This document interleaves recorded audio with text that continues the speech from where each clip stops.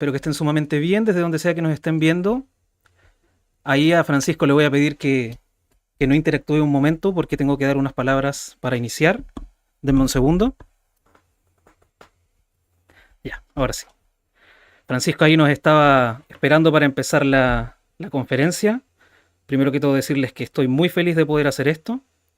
Así que antes de empezar los juegos o los fuegos, como quieran usted decirle, vamos a dar unas pequeñas palabras, ¿ok? Y mil disculpas a las personas que tuvieron que esperar. Hubo un pequeño problema con YouTube, lamentablemente, pero las cosas se arreglan rápido, ¿ya?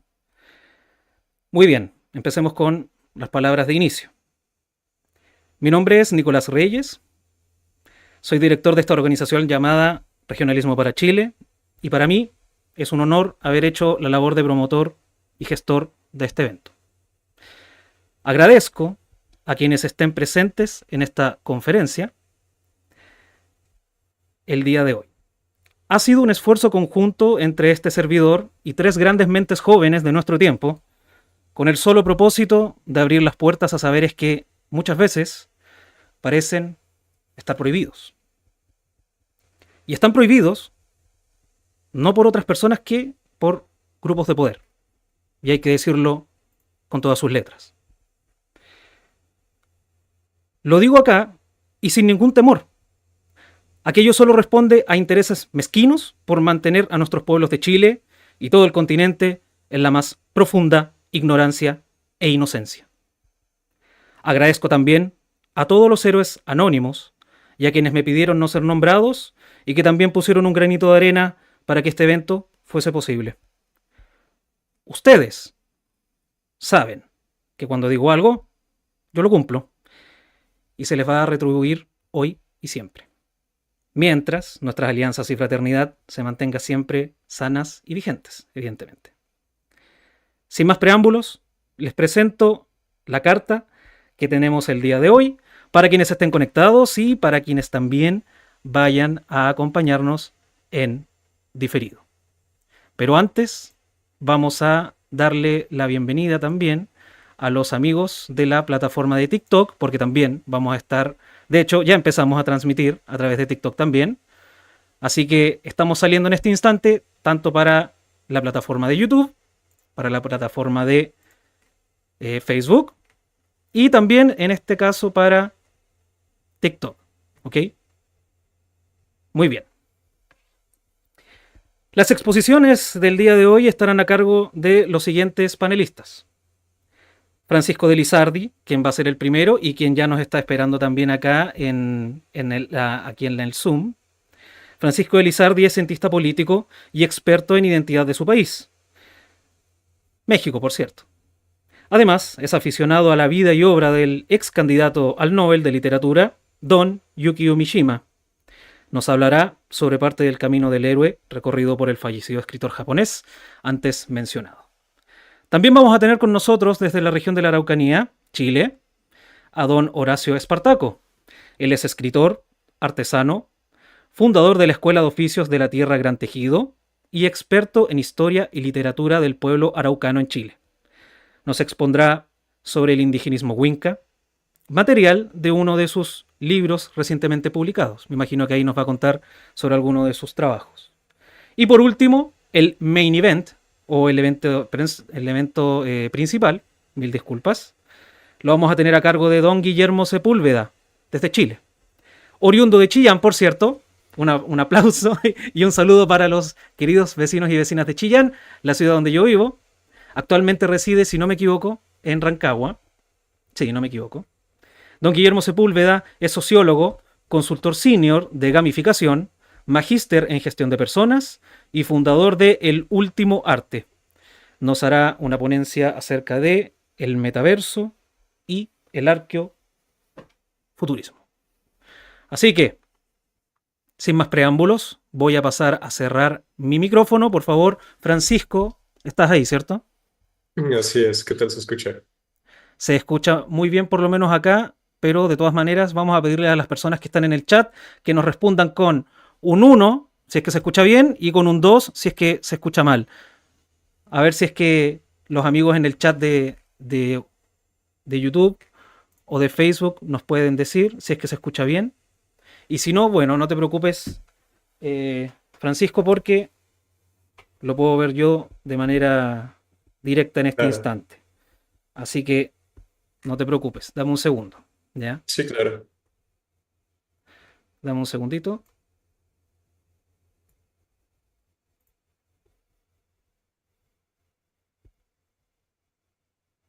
Quiero que esto salga perfecto, así que perfecto. Sí, se escucha. Ya. Ok, Lo que más me excelente. interesa es tu ponencia en este instante, Francisco, así que todo está bien. Podemos dar paz entonces a tu ponencia, querido amigo. Dele nomás, Claro.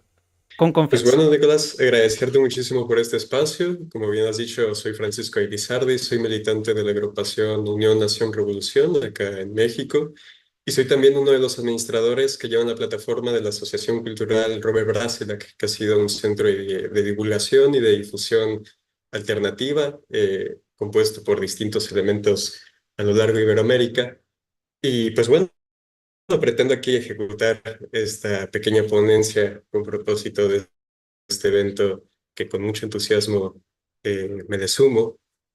Y pues bueno, quisiera dar inicio a esta plática con una adecuadísima valoración del autor tradicionalista Julio Cébola en torno a la muerte de Mishima, recogida de su obra El Zen, la religión del samurái. Lamentablemente, el gesto de Mishima, refiriéndose aquí a su suicidio, solo se ha considerado como una rareza. Algunos incluso le calificaron de teatral.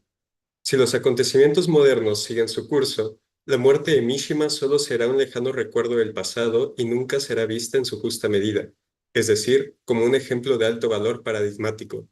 Pero de nuevo, será una señal más del advenimiento general e imparable de una era que, ya en tiempos pasados, se había previsto y descrito en términos de la Edad Oscura. Cierro cita.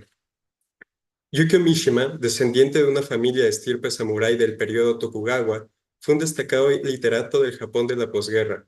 Sus ideas políticas, difícilmente clasificables, han impactado en los ambientes del nacionalismo alternativo a lo largo del mundo, tornándose en un habitual referente, ya fuera en la esfera artístico-política de este ámbito. La serie de valores que se encarnan en la figura de Mishima alcanzan su culmen en el seppuku que protagoniza el 25 de noviembre de 1970, suceso durante el cual asaltó, en compañía de 4 fielísimos miembros de la milicia privada que él mismo dirigía, el Tatenokai, el cuartel general del Distrito Oriental de las Fuerzas de Autodefensa, actual ejército japonés. Este suceso, que nos remonta a su sonada frase "Quiero hacer de mi vida una poesía", delimita el valor del sacrificio y la estética de la muerte en la realidad del autor. Para Mishima, no existe una separación entre los valores abstractos y los valores existenciales. Por ello, desarrolla una forma específica de respuesta vital de la cultura japonesa ante su derrota en la Segunda Guerra Mundial. Propone un retorno a los orígenes, una actualización de las fuerzas ancestrales y poéticas de la tradición samurái, un discurso literario que corta con su espada la pérdida del destino de la cultura moderna. Por ello, para comprender íntegramente su desenlace, se vuelve necesario valorar la siguiente cuestión. La lógica detrás del seppuku de Mishima es de tipo poético y no de tipo político, es decir, la realización del suicidio ritual es independiente de los resultados de su acción. En palabras del propio Mishima, no importa la victoria, sino la pureza de la acción. Retomando así la perspectiva del crítico japonés Takeshi Muramatsu, el suicidio de Mishima está revestido de una significación desconocida por el mundo occidental, guiado por una serie de valores en que el triunfo no puede ser sino secundario respecto a la pureza de la acción antes referida por Mishima. Es decir, el suicidio de Mishima estuvo motivado más bien por una serie de cuestiones trascendentes que distan muchísimo de querer materializar o condicionarse por el triunfo, por el beneficio o por el resultado de estos actos.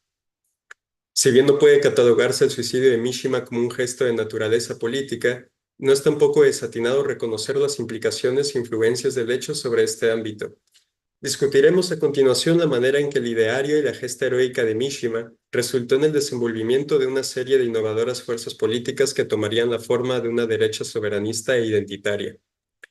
Mishima procuró sostener una distancia considerable respecto a las agrupaciones de la derecha tradicional de la posguerra, habiéndose negado a colaborar con políticos del Partido Liberal japonés, de talante filoestadounidense, considerando, además, que el estilo de la derecha del entonces distaba de los estándares éticos y estéticos de su persona. Este desvinculamiento del pensamiento tradicionalista, patriótico y soberanista de Mishima, en tanto los avatares partidistas del conservadurismo proestadounidense japonés, germinaron en la formación de la corriente conocida como la Nueva Derecha en el Japón.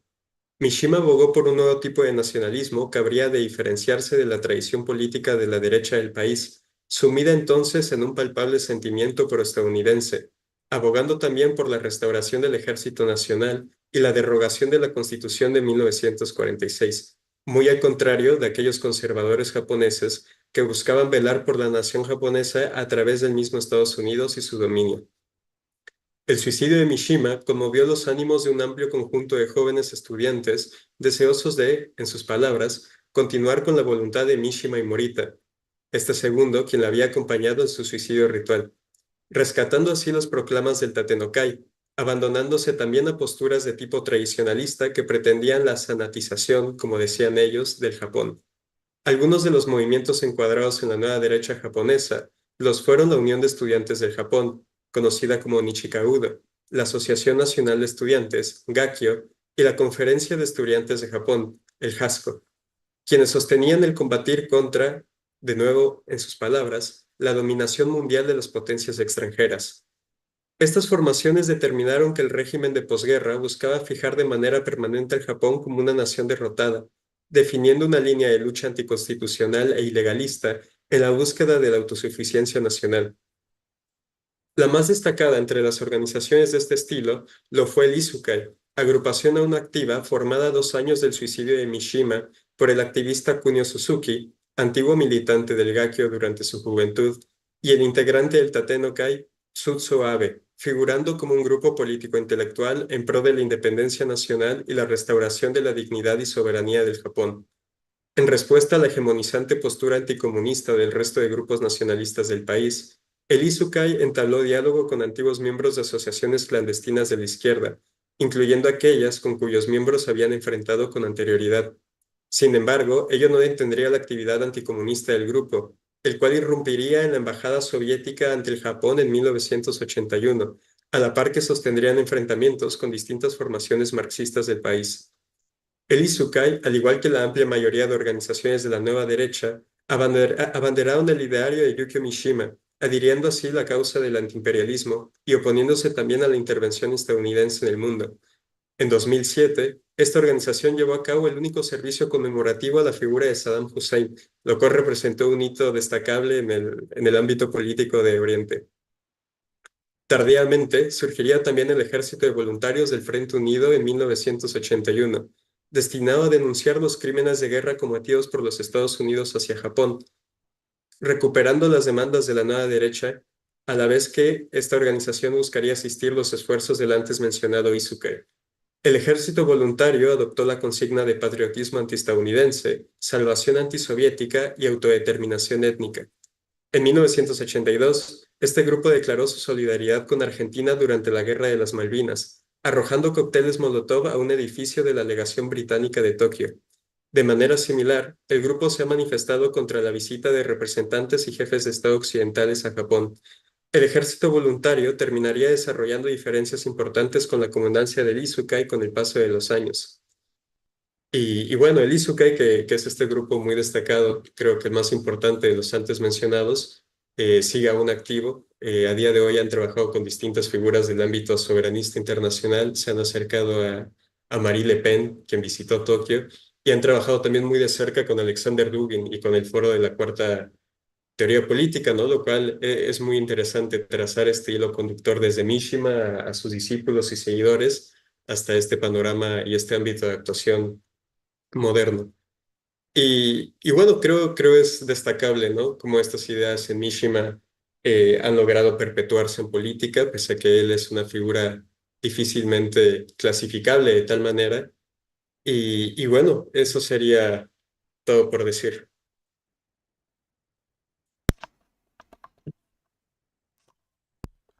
¿Me escuchas, cierto? Sí, sí. Sí, me escuchas y me escuchan. Perfecto, don Francisco. Muchas gracias por su ponencia del día de hoy. Le agradezco mucho. Espero que, bueno, como le decía en WhatsApp, por lo menos, donde nos comunicamos más, espero que tu ponencia del día de hoy se convierta en esfuerzos en el futuro para que podamos seguir trazando acciones conjuntas entre fuerzas soberanistas tanto de Chile como también de México y, por qué no decirlo, en algún momento de todo el continente. Así que muchas gracias, Francisco, por esta ponencia y espero que en el futuro podamos volver a hacer lo mismo, pero ya, digamos, mucho más extendido, con un poco más de parafernalia, qué sé yo, porque todo siempre Claro. es perfectible, ¿no? ¿Tienes algunas palabras al cierre como para que nos entregues y terminemos esta parte y pasar a don Horacio Espartaco, a quien le acabo de enviar hace un rato el link y espero que se meta pronto acá la conversación? ¿Alguna palabra al cierre, don Francisco? Claro, agradecerte enormemente a ti y a la organización por el espacio y sin duda este ánimo conjunto de coordinar un esfuerzo iberoamericano entre nuestros nacionalismos es muy loable, ¿no? Creo que es muy necesario y es algo que se ha visto dificultado por enemigos exteriores e interiores, pero que sin duda labraría un gran esfuerzo nosotros. Y sí, yo creo que este ánimo de conciencia continental nos llevaría a sitios antes no visitados. Entonces, por supuesto que sería un esfuerzo muy deseable por entrañar. Perfecto, don Francisco. Muchas gracias y le voy a pedir que por favor cuelgue el teléfono usted primero. Hecho, buena tarde. Sí, bueno, vamos a esperar ahora a don Horacio Espartaco que, sí, espero que esté viendo en este momento la ponencia en vivo, porque señor, vea su WhatsApp, porque lo estamos esperando acá. No haga esperar por favor al público. Qué feo eso.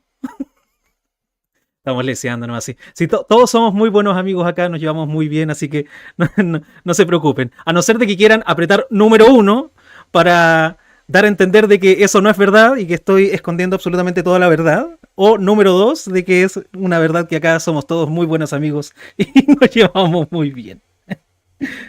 Voy a tener que llamar a este chiquillo porque de verdad que no quiero poner la pantalla, la pantalla en espera.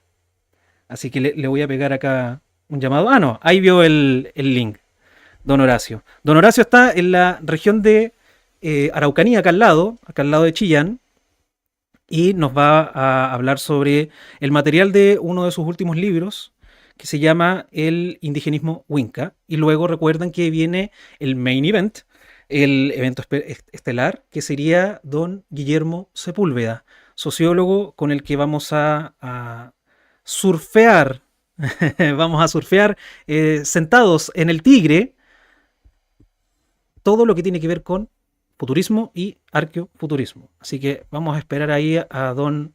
Ah, no, parece que ya se conectó don Horacio. Lo veo ahí en la pantalla. A ver, cuéntanos nomás, don Horacio, ¿estás ahí o no? ¿Vives? Hola, hola, ¿qué tal? ¡Eh! Disculpa Hola, que tenía hola. un par de problemas aquí con el sistema. Sí, no te preocupes, acá ¿Cómo? igual tuve problemas para iniciar la cosa, pero bueno, es la primera vez, se va a ir aprendiendo. Don Horacio, por favor, ¿quiere preguntarme algo antes de apagar mi micrófono o usted le da al tiro nomás? Vamos nomás, no hay problema. Ya, dele entonces nomás. Los dejo con don Horacio Espartaco para las personas que estén conectadas, para las personas que también vayan a ver esto en diferido. Muchas gracias. Sin ustedes nosotros no podemos avanzar. Me callo ahora, me muteo. Hola, hola a todos, muy buenas tardes. Bueno, me invitaron para acá. Primero que todo, dar las gracias eh, por acogerme en este espacio. Y bueno, estoy aquí para hablar sobre el indigenismo Winca, porque bueno, como dice el título de este ciclo de charlas sobre la identidad también, bueno, la identidad es un campo de batalla. La identidad siempre ha sido un campo de batalla y el indigenismo es una punta de lanza que se ha utilizado últimamente y que justamente esta punta de lanza es, es como, ¿cómo puedo decirlo? Se presenta en este campo de batalla que es la identidad. Eh, para salir un poco de Chile, para alejarnos un poco, porque a veces cuando uno habla de Chile, de lo que está pasando acá, nosotros como estamos aquí a flor de piel, es más difícil a veces estando aquí mismo poder entender la situación que está sucediendo. Por eso me gusta a veces ir a lugares más lejanos, ya que la identidad es un campo de batalla aquí y en la Quebrada del Ají. El caso del Imperio Otomano es muy bueno, porque en el Imperio Otomano habían muchos grupos étnicos y religiosos muy distintos unos de otros, pero todos estaban dentro de este imperio, el Imperio Otomano. Entonces resulta que empezaron a aparecer muchos movimientos separatistas al interior de este imperio. Movimientos que decían, no, mira, nosotros somos musulmanes, otros decían, mira, nosotros somos cristianos, mira, es que nosotros somos de esta etnia, estos de aquí, de allá. Dijeron, ¿sabes qué? Seamos independientes. Sí, mejor seamos independientes. Entonces, distintos medios de comunicación financiados desde el extranjero, los ingleses, los franceses, están todas las grandes potencias financiando y potenciando estos movimientos independentistas, y cuando lograron independizarse, listo, cooperó el Imperio Otomano, se disolvió en puros países chiquititos eh, y todos sometidos a las potencias extranjeras. Por supuesto, es una historia muy compleja, está metido en medio de la Primera Guerra Mundial, pero de todas maneras, así, esa es la síntesis de lo que ocurrió en el Imperio Otomano y de lo que siempre ocurre cuando las potencias extranjeras quieren apropiarse de un lugar. Generan una crisis de identidad, generan una balcanización social y entonces, en base a la diferencia, a la diversidad étnica propia de un pueblo, ellos pueden destruirlo y así apropiarse de toda su riqueza, esclavizar a la población mediante la usura o lo que sea, de las distintas maneras. Entonces, eso que ocurrió en el Imperio Otomano hace 100 años es lo que ocurre siempre, en todos los lugares. Siempre que hay el mundo es un tablero de ajedrez geopolítico y eh, es casi que una ley de la jungla. Entonces, siempre va a suceder esto. Si Estados Unidos pudiera, balcanizaría Rusia. Posiblemente Estados Unidos ya está financiando movimientos que balcanicen Rusia, movimientos independentistas al interior de Rusia. ¿Rusia qué le convendría? Lo mismo para Estados Unidos. O sea, no es por decir que uno es malo y el otro es bueno, sino que es así. Y entonces, no entender esto es no entender nada. Entonces, aquí quiero llegar con todo este preámbulo a Chile. En Chile hay una enorme diversidad étnica, cultural, que tenemos en nuestro país. Somos distintos, los de Chiloé son distintos que los de Arica son distintos que los de los Patagones, los de la Araucanía, los guasos, no es lo mismo ser guaso que ser gaucho, que ser chilote. Entonces, asimismo también hay distintas etnias. eh, entonces, este tipo de diversidad étnica al interior de Chile es utilizada desde el exterior para que Chile se balcanice, ¿ya? O sea, Chile ya está sometido al poder foráneo, Chile ya está sometido a las transnacionales, pero aún así, mientras más chiquititos los países, mejor para los bancos, las transnacionales, todo eso, porque los países mientras más grandes son más difíciles de controlar. Imagínate un país como Brasil. Imagínense que ya Brasil está bajo el poder de las transnacionales, ¿ya? Del poder internacional, de la banca. Pero Brasil es tan grande que si algún día se le ocurriera decir, ¿sabéis qué? Chao con estos tipos, seamos un país independiente de verdad, queda la mansa escoba, porque Brasil es gigante. Entonces, Chile no es tan grande, ya un país más pequeño, geográficamente gigante, más grande que cualquier país de Europa, menos Rusia. Pero Chile es gigante, a pesar de que tenemos una baja población, entonces ya es difícil para un país con baja población, pero si nosotros fuéramos puros países chiquititos, quedaríamos 1000 veces más sometidos al poder transnacional. Así funciona.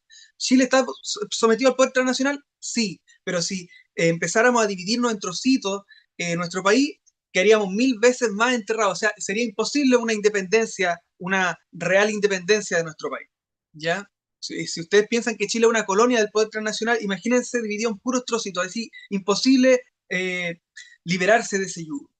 Entonces, sí, yo aquí no quiero quizá profundizar tanto en nombre y apellido de las organizaciones que están detrás de todo esto, pero la cuestión es, quiero ir a lo crucial. Chile es un país con una enorme diversidad étnica, existen distintos grupos, ¿sí?, étnicos al interior de nuestro país. Entonces, existen varios movimientos que dicen, ¿sabéis que nosotros no somos chilenos? Nosotros somos mapuche. O nosotros no somos esto, somos esto otro. Y, y claro, somos diversos. Entonces se utiliza esta diversidad para decir, ¿sabéis que yo no soy chileno? ¿Cachai? Es como que apareciera un eslavo y dijera, no, que yo no soy ruso. Pero que ¿qué es Rusia sin los eslavos? ¿Cachai? No es Rusia. Entonces, Chile no es Chile sin la etnicidad que está al interior. O sea, eso es Chile, y si no, Chile no existe. Entonces, bueno, antes de entrar en ese tema ya quizás más filosófico, que estoy ahora como hablando más de lo, de la parte más física, quizás más tangible, para no irme tan a lo metafísico, eh, para aterrizar esto, es así de sencillo. Siempre van a existir, obviamente, personas que renieguen de su nacionalidad, pero siempre va a salir, naturalmente está bien, puede pasar una vez, pero cuando esto empieza a ser financiado, cuando los medios hegemónicos de comunicación empiezan a estar a favor de esto, vean lo que opina Russia Today sobre los grupos indígenas de Chile. Vean lo que dice Al Jazeera. Estamos hablando de una cuestión es de Rusia, otra cuestión es de Arabia, pero, o sea, de por ahí, de los países árabes. Un medio de comunicación. ¿Qué opinan de la plurinacionalidad? ¿Qué opinión tienen? Porque no son medios de comunicación, nomás tienen una opinión.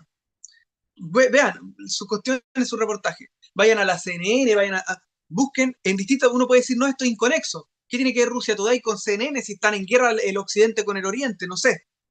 Pero bueno, todos ellos concuerdan en una cosa. Russia Today, Al Jazeera, CNN, busquen, informa, mapuche, hay un video pequeño de 10, 20 minutos, parece, algo así como antes de Chile y Argentina, como los mapuches, como que no son chilenos ni chilenos ni argentinos, creo que se llama, mapuche. Entonces uno dice, ya, pero ¿por qué estos medios de comunicación tan dispares, supuestamente, de naciones que están en conflicto, de mundos que son diferentes, pero todos concuerdan en que Chile, los distintos etnias que hay al interior de Chile, no son chilenos y toda esta cuestión, se alimenta esta idea, porque hace un par de décadas no existía esta idea. Obviamente, la historia es complicada en todos los países, pero, y claro, puede haber, la historia no es color de rosa. Chile es producto de un sinfín de guerras, es así. Eh, pero tenemos dos opciones, ser un país soberano o ser una colonia. La verdad es que ya somos una colonia, pero tenemos dos opciones, seguir en ese estado o buscar, no, sin lograrlo tal vez, ya yéndonos a Mishima un rato, tal vez no lo logremos, pero tenemos dos caminos, seguir siendo colonia o dejar de serlo. Entonces, eh, para dejar de ser colonia, no podemos partir Chile en trocitos. Perdón si me fui quizás bien lejos, me di la mansa vuelta, pero partido en trocito no vamos a ser libres, no, o sea, imagínense, nación mapuche, libre, ¿ya? En la Araucanía, se separa de Chile, Chile queda partido en tres porque está la Araucanía en medio, o la Gualmapu, todo esto, está el norte de Chile, el sur de Chile quedaría independiente, Rapa Nui agarraría papa, dirían ya, pero si ya quedó la escoba, entonces, esto no está pasando solo en Chile, no es una teoría de la conspiración, esto pasa todo el rato, o sea, todo, a cada rato y siempre va a pasar. No es algo con lo que se pueda luchar. Siempre un país fuerte se va a mantener íntegro. Generalmente una superpotencia. Estados Unidos, por ejemplo. Está íntegro. Porque él es el que se dedica a destruir otros países. Por eso cuando fue la independencia, yo sé que la historia tiene muchos matices. Aquí no vamos a hablar sobre historia en este capítulo, pero diciendo cuento corto, Estados Unidos se independizó de Inglaterra, quedó un país íntegro. Los países hispanos nos independizamos de España, entre comillas, como según la historia oficial y todo eso, pero quedamos partidos todos en trocitos. Entonces, Estados Unidos quedó íntegro, nosotros partidos en trocitos, Estados Unidos fuerte, Hispanoamérica débil, corta y fome. Ahora, ya quedamos partidos en trocitos, pero después siguen partiendo en trocitos, sí. Cuando fue la independencia, había menos países que ahora. Uruguay se separa de Argentina, esto se separa de aquí de allá. Entonces, ya Chile ya es una nación. Chile lleva 200 años como república, construyéndose, desarrollándose, ya es una unidad biológica. Y antes de eso, llevaba 300 años eh, de historia, de mestizaje entre lo hispano y lo nativo. Entonces todo chileno es mestizo, todo chileno tiene algo de español, algo de nativo. Entonces podríamos seguirnos dividiendo hasta el hartazgo. De hecho, les doy por firmado que si llegara algún día a haber una nación mapuche independiente, al par de décadas más adelante, esa misma nación surgiría un movimiento independentista al interior de esa misma nación. Obviamente. Porque así funciona. Porque siempre las potencias extranjeras que quieren someter un territorio o lo tienen sometido, se preocupan de irlo dividiendo, divide y vencerás. Entonces, en Chile hay injusticia, sí. En Chile han habido abusos, discriminación racial en algún momento, todo el rato, sí. Pero entonces, para liberarnos, tenemos que partirnos en trocitos. O sea, para ser libres, tenemos que partirnos en trocitos hasta el hartazgo y quedar debilitados completamente. Como que no tiene sentido. Entonces, ese es el mensaje. Ustedes pueden escudriñar quiénes son los que financian estos movimientos separatistas, por qué los medios de comunicación potencian esta idea. Obviamente, el teatro político hace como que hay una izquierda y una derecha, entonces pelean entre ellos, pero el camino siempre termina igual. Hablando de la partitocracia. Así que eso, en síntesis, divide y vencerás. En Chile tenemos un mestizaje, o sea, no existe, los chilenos, el chileno promedio de apellido español es mestizo. ¿Por qué? Porque se ha demostrado, históricamente están los datos, está la información, está todos los registros que comprueban que el chileno tiene un mestizaje temprano, y también los estudios genéticos que demuestran que todos los chilenos, el 90% de los chilenos prácticamente tiene sangre española y sangre nativa en las venas. Es el común denominador. Es como, o sea, perdón, quiero decir, el chileno común y corriente es eso. Ese es el chileno normal. El 80-90% de los chilenos, o sea, las personas que estén escuchando, 8 o 9 de cada 10 personas que estén viendo este video, tienen sangre española y sangre nativa en sus venas, y probablemente tienen dos o un apellido español. Probablemente dos apellidos españoles. Es el chileno promedio. Entonces esto de decir, no, es que estos son Winca y estos de aquí son los nativos, como miren, estos de aquí, los que tienen apellido, son los nativos, estos que no tienen apellido son los Winca. Es como pasarte por alto 500 años de historia, así como que, oye, llegaste tarde 500 años, ¿cachai? Llegaste tarde 500 años. Sí, porque ahora, ¿cómo vaya a separar lo que ya se mezcló durante 500 años, caleta generaciones entremezclándose esta cuestión? ¿Cómo vaya a llegar y separarlo? Obviamente hay una diversidad, o sea, siguen siendo los chilotes, y si tú te vas a vivir a Chiloé y van a pasar, y pasan generaciones, tu descendencia va a terminar siendo chilote, están ahí, son chilotes, ya, está bien. Pero aún así, o sea, existe esta diversidad. Pero somos una unidad biológica también, porque la humanidad es así un fractal. Nosotros tenemos una familia, somos diferentes entre nuestros hermanos, somos diferentes, hay un hermano que salió que tiene más rulo, otro tiene el pelo liso, porque somos mestizos, entonces hay una diversidad. En una misma familia, unos son morenos, otros son blancos. Es así en Chile.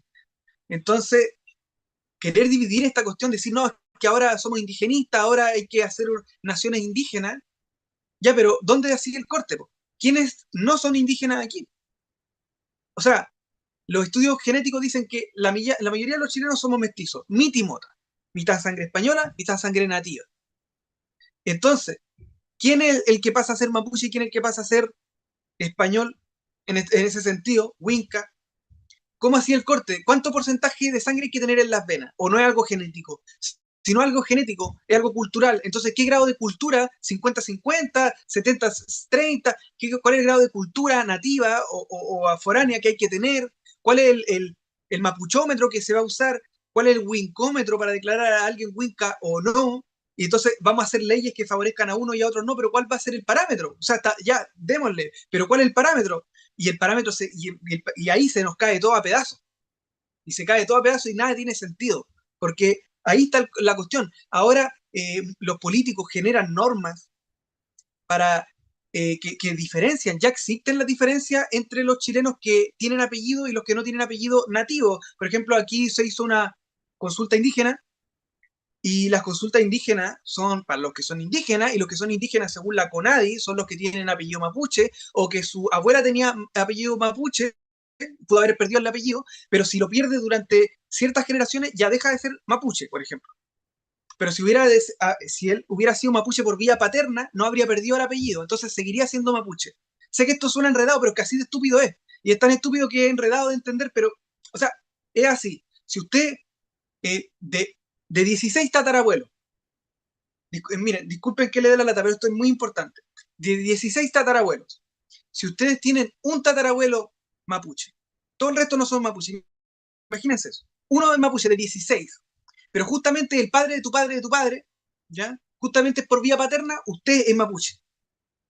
Usted es mapuche y tiene todos los derechos y puede ir a la consulta indígena y su palabra va a tener peso en su territorio, mientras que si usted tiene, eh, si usted no tiene ese antepasado mapuche, imagínense a ver sus tatarabuelos, ¿ya? Vámonos más para atrás.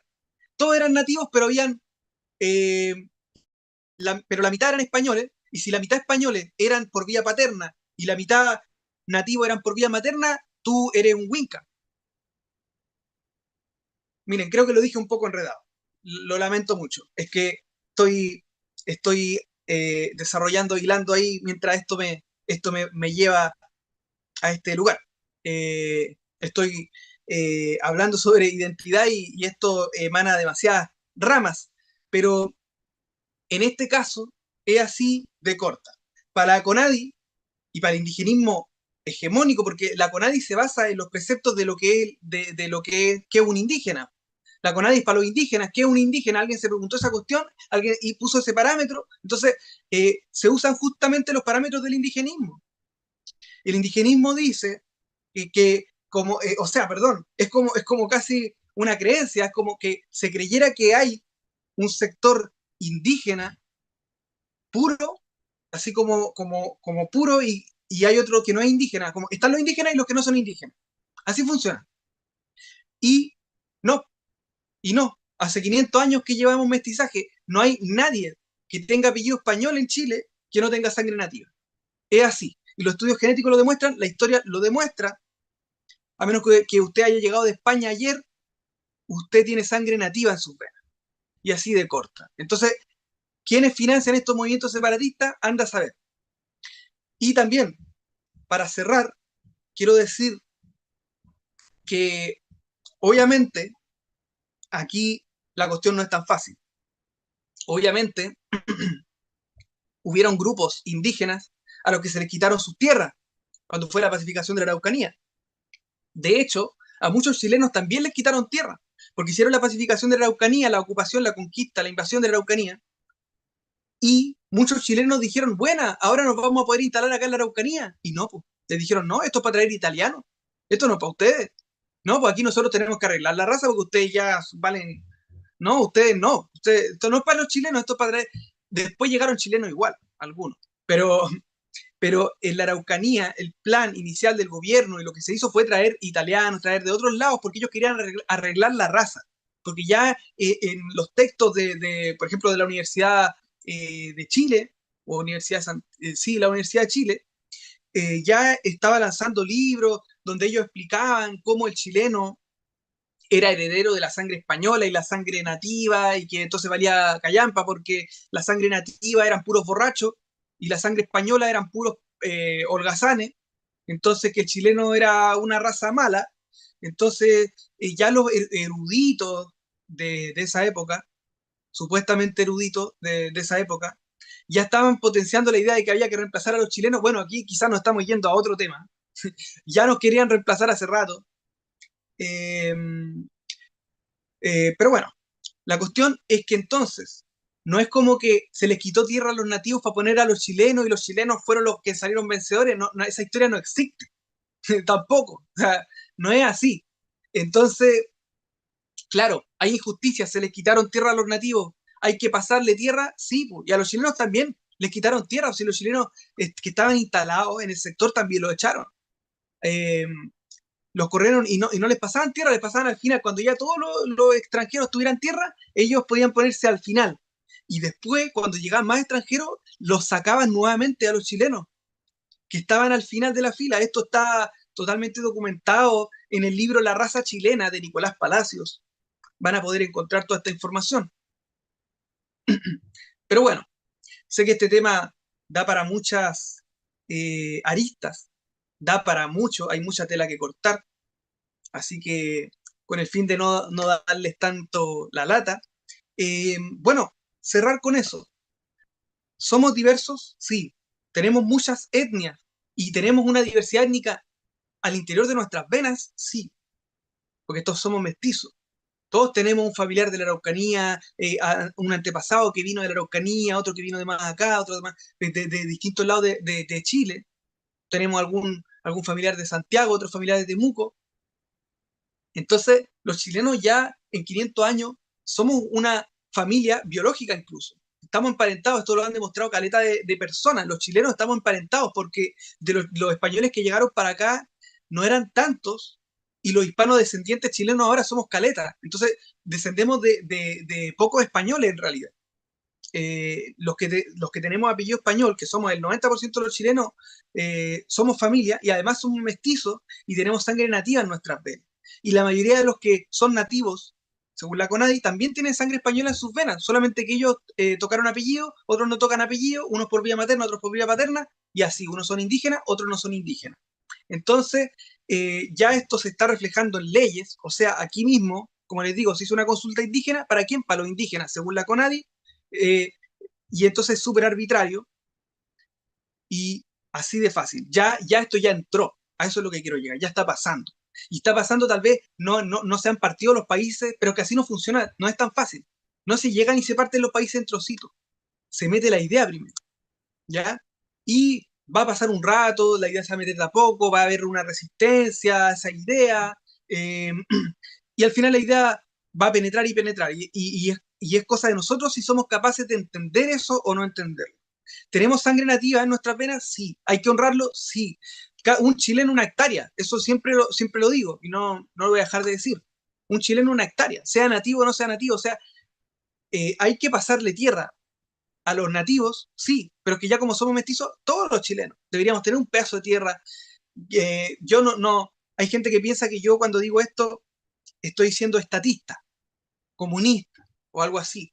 Y es como, no, de hecho, no necesito que me hagan todas las cosas, no necesito un IFE, no necesito que me den bonos, no, un terreno que justamente ni siquiera el gobierno no tiene que ir a parir ese terreno, los terrenos están en Chile, solamente que hay prioridad para el poder foráneo antes que para nosotros. Entonces, eso, está en nuestras manos. La identidad es un campo de batalla. ¿Qué es ser chileno? También es una pregunta que hay que reflexionar. ¿Es solamente un constructo social, un número? ¿O ser chileno es ser parte de una historia? Ser chileno quizás es una identidad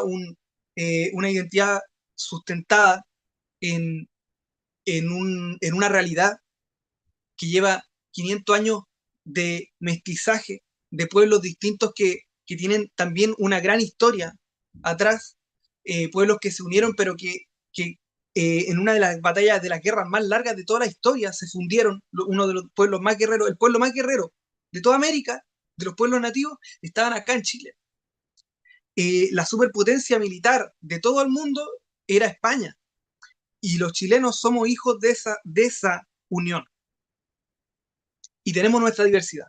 Unos van a ser más morenos, otros van a ser más blancos, unos van a vivir en una isla, en Rapa Nui, por ejemplo, van a tener una identidad Rapa Nui, otros van a tener una identidad chilota, sí, pero los chilenos somos parte de una historia. Somos una familia diversa.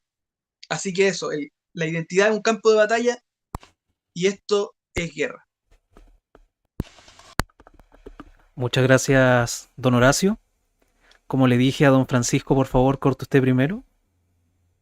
Porque ahí tiene que entrar don Guillermo ahora. No sé si habrá entrado. Sí, ya está por ahí don Guillermo por lo que veo. Muchas gracias a don Horacio, sobre todo porque, Bueno, él tiene un estilo de vida bien particular. Ustedes lo pueden seguir en sus páginas. Bueno, en Instagram se mueve harto. También tiene su propio movimiento con este tipo de ideas que se llama ancestralismo chileno, si no me equivoco. Ahí, por favor, eh, ponnos en el chat los links para tus futuros nuevos seguidores. Y por lo tanto, para mí es un placer tener este tipo de diversos personajes en un mismo lugar, transmitiéndonos este tipo de ideas y abriéndonos a nuevos mundos en un solo lugar, en un solo momento.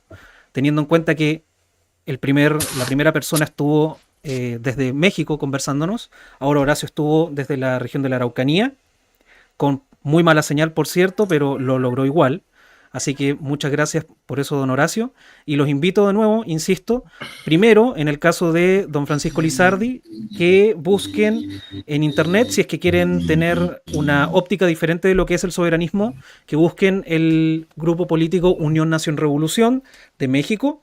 No hay problema con que sea de México y con que la mayoría de las personas acá presentes sean de Chile, eso no tiene ningún problema. Se pueden sacar y rescatar muchas experiencias y muchas cosas buenas también de otros compatriotas de otras latitudes, en este caso de don Francisco Lizardi.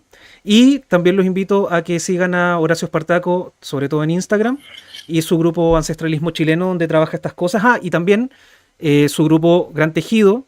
Ellos hacen una serie de cursos sobre cómo hacer ciertas manualidades o cuestiones para la vida diaria desde los saberes ancestrales, como les llama él.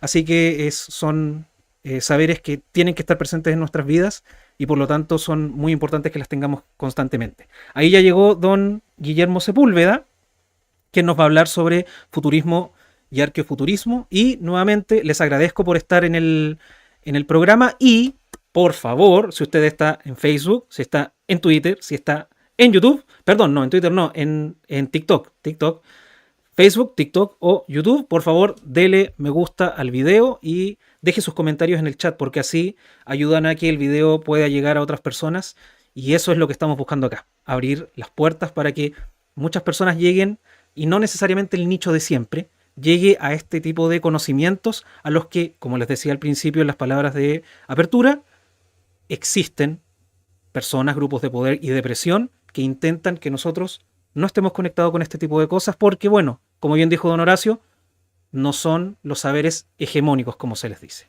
Así que, don Guillermo, ¿quiere conversarme algo antes? ¿Se está preparando? ¿Sigo alargando la cosa o quiere partir desde ya y me muteo? Cuénteme. Hola, ¿cómo están? No, mira, ya tengo todo listo para poder empezar. Voy a compartir un archivo que es un PowerPoint que me sirve como guía y con eso empezamos sin ningún problema. Ya, vas a compartir pantalla, ¿cierto? Sí, te voy a Ya, compartir el tiro. perfecto. Muchas gracias a los que están conectados.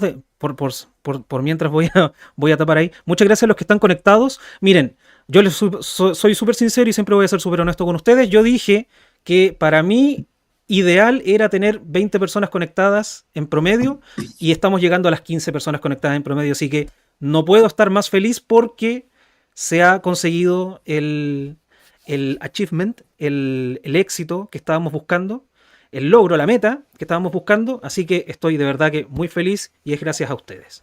Así que me voy a mutear ahora, pase nomás don Guillermo, el estrado es suyo. Se ve bien la presentación, ¿cierto? Sí, se ve perfectamente.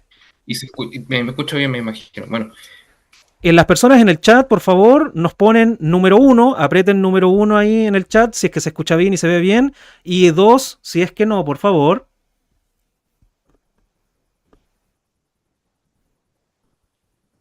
Están todos durmiendo ya.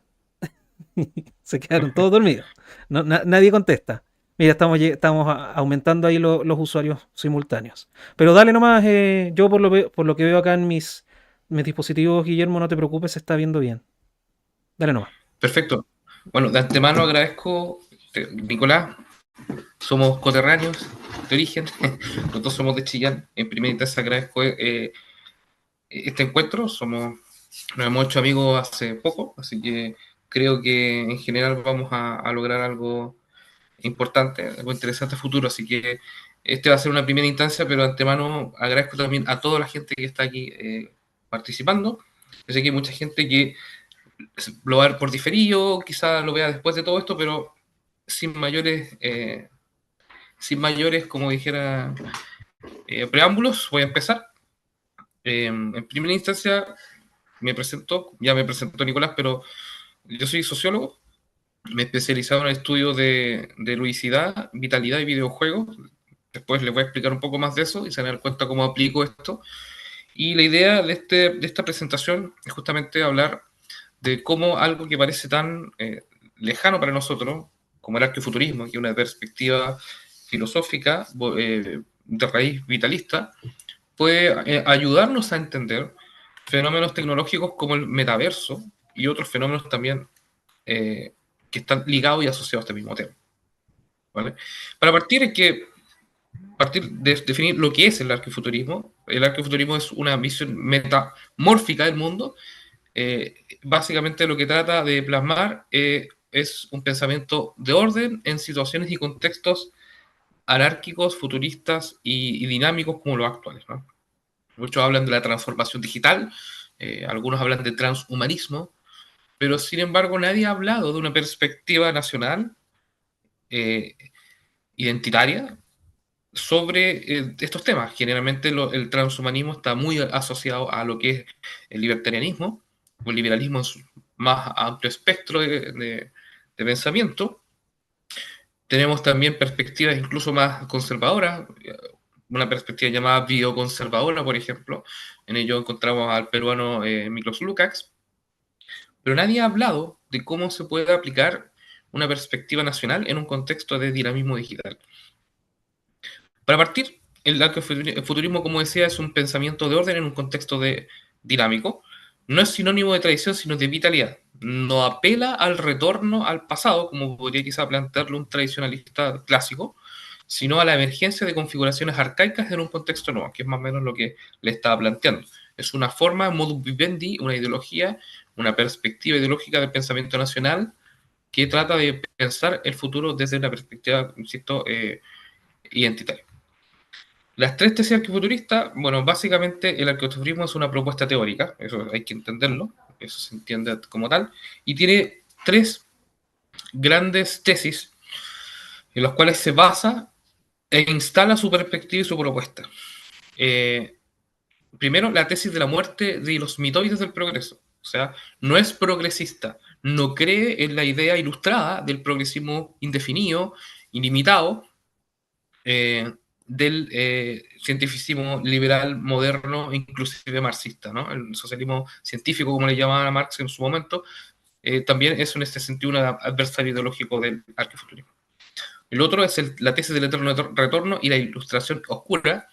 Se basa en el concepto de que, primero, el crecimiento no es lineal, es caerístico o espiral, ¿vale? Funciona en espiral, no funciona de manera escalonada y por ende no hay un momento mejor y un momento peor, ¿vale? No es por ende antidecadentista, o sea, no cree necesariamente en la decadencia, sino que trata de ofrecer un pensamiento en situaciones complejas. Y está también asociado a la familia de lo que se llama la ilustración oscura, pueden buscar en Wikipedia, que básicamente son pensadores tecnovitalistas que proponen alternativas justamente a la ilustración igualitarista, liberal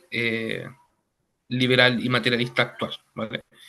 Y además ofrece una tesis que ofrece un nuevo paradigma existencial, ¿vale? De vida, de cómo vivir estos contextos dinámicos digitales actuales, ¿vale? Este esquema, bueno, primero que todo es importante mencionar, lo pude sacar de Futurismo, un dinamismo vitalista de Israel Lira del año 2019, ¿vale? Pero entremos más en el diagnóstico que tiene el arqueofuturismo sobre la realidad actual, ¿vale? Dice, el paréntesis de los siglos XIX-XX se cierra y tras las alucinaciones del igualitarismo que han sumido al mundo en la catástrofe, la humanidad retoma los valores arcaicos, es decir, biológicos y humanos, en sentido antropológico, étnicos, entiendas así, defensa de la identidad. Los valores arcaicos además son justos en el sentido de que los antiguos griegos, porque le toman el hombre por aquello que es, un son politicón, animal social, integrado en una sociedad comunitaria, y no por lo que no es, un átomo individuo, le dicen, asexuado y aislado, provisto de pseudo derechos universales e indescriptibles. En definitiva, lo que plantea Fayet, de base, es una crítica a la idea de que todos vamos a ser iguales, todos vamos a tener un progreso, una satisfacción igualitaria, última, conformista, y que todas, por ende, no existen naciones ni países, sino que solo individuos, átomos, que de alguna manera son todos iguales de por sí y pueden incluso tratarse casi como si fueran recursos naturales o recursos humanos, como le llaman actualmente.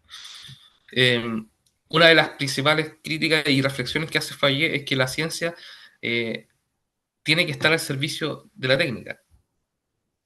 Y el objetivo final no es el conocimiento, como si experimentar con personas, con animales, con seres vivos en general, sea un simple juego, sino la importancia de la ciencia para el pensamiento contemporáneo, para el pensamiento nacional, es ser una herramienta de dominio de la naturaleza para condicionar y canalizar una propuesta nacional identitaria en tu país. En definitiva, es para mejorar al país, más que para solamente llenarlo de conocimiento, teoría e información, ¿vale? Plantea, por ende, una perspectiva de supremacía por sobre la técnica, más que supeditarse a los avances científico-tecnológicos de la técnica, ¿vale? Como contexto, es importante mencionar que la transformación digital o las revoluciones industriales que se han desarrollado desde el siglo XIX hasta el momento han sido 4.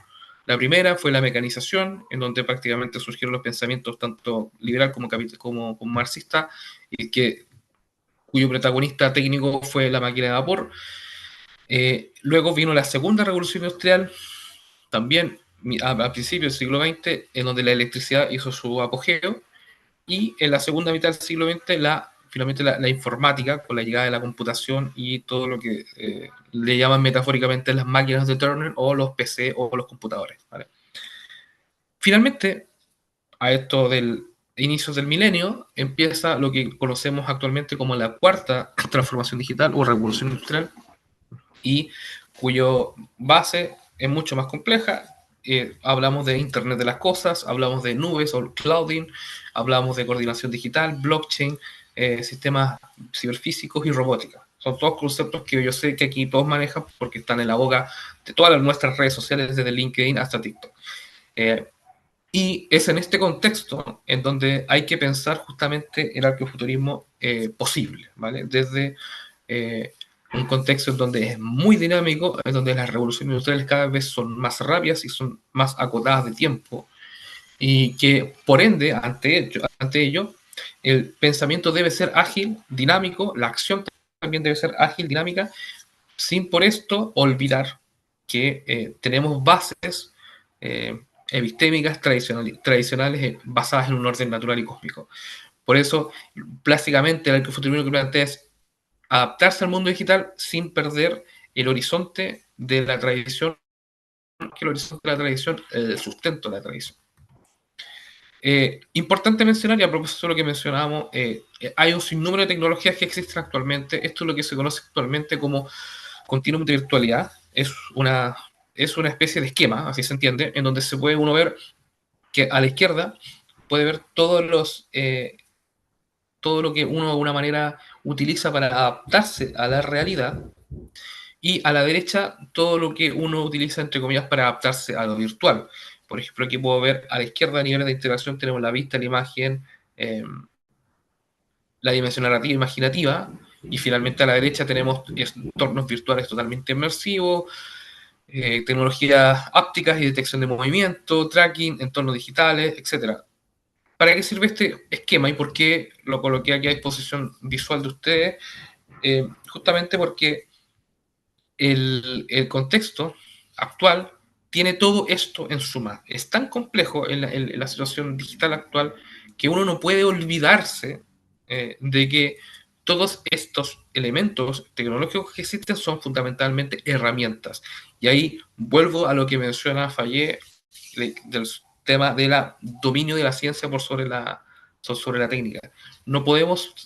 Tenemos que dejar de pensar que el avance tecnológico es, primero, una decadencia inevitable, un desarrollo de la vida moderna inevitable, y hay que vivir, al contrario de todo eso, una pero desde una perspectiva metamoderna, adaptarse a esto, utilizar estas herramientas para pensar fundamentalmente en mejorar, optimizar, vitalizar y revitalizar y recatar y reparar nuestras propias historias y organismos sociales, llámese naciones, etnias, ¿vale?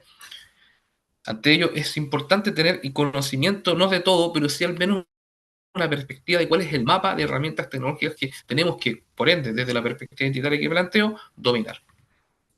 Y ante esto, volviendo un poco al tema, podríamos hablar de un montón de tecnología y para eso podríamos hacer una tarde entera. No obstante ello, voy a analizar lo que actualmente se conoce como el metaverso, ¿vale?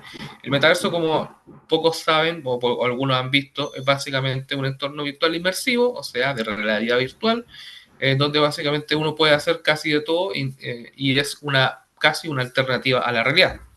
Pero veamos qué dice Wikipedia con respecto a esto, que aunque no lo crean, tiene una descripción bastante técnica y bastante útil para poder entender el discurso que existe detrás del metaverso.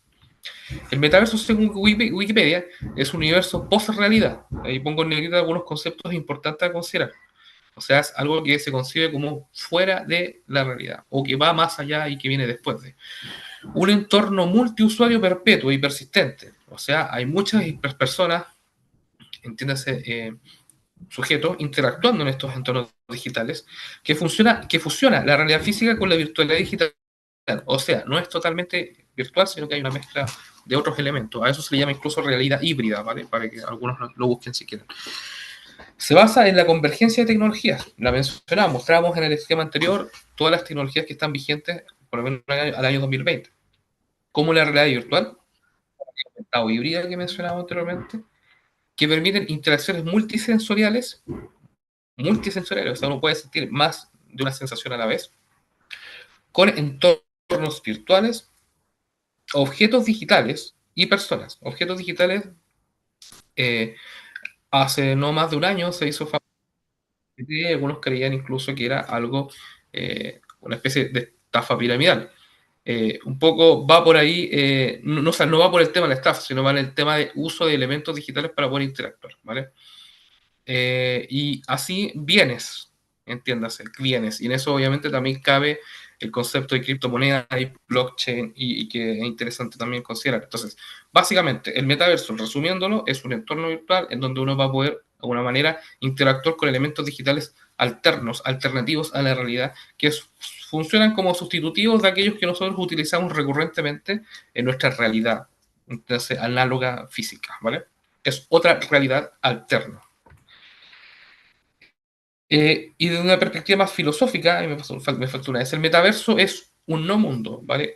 Donde existen no cosas y existen incluso no videojuegos y por ende una no realidad.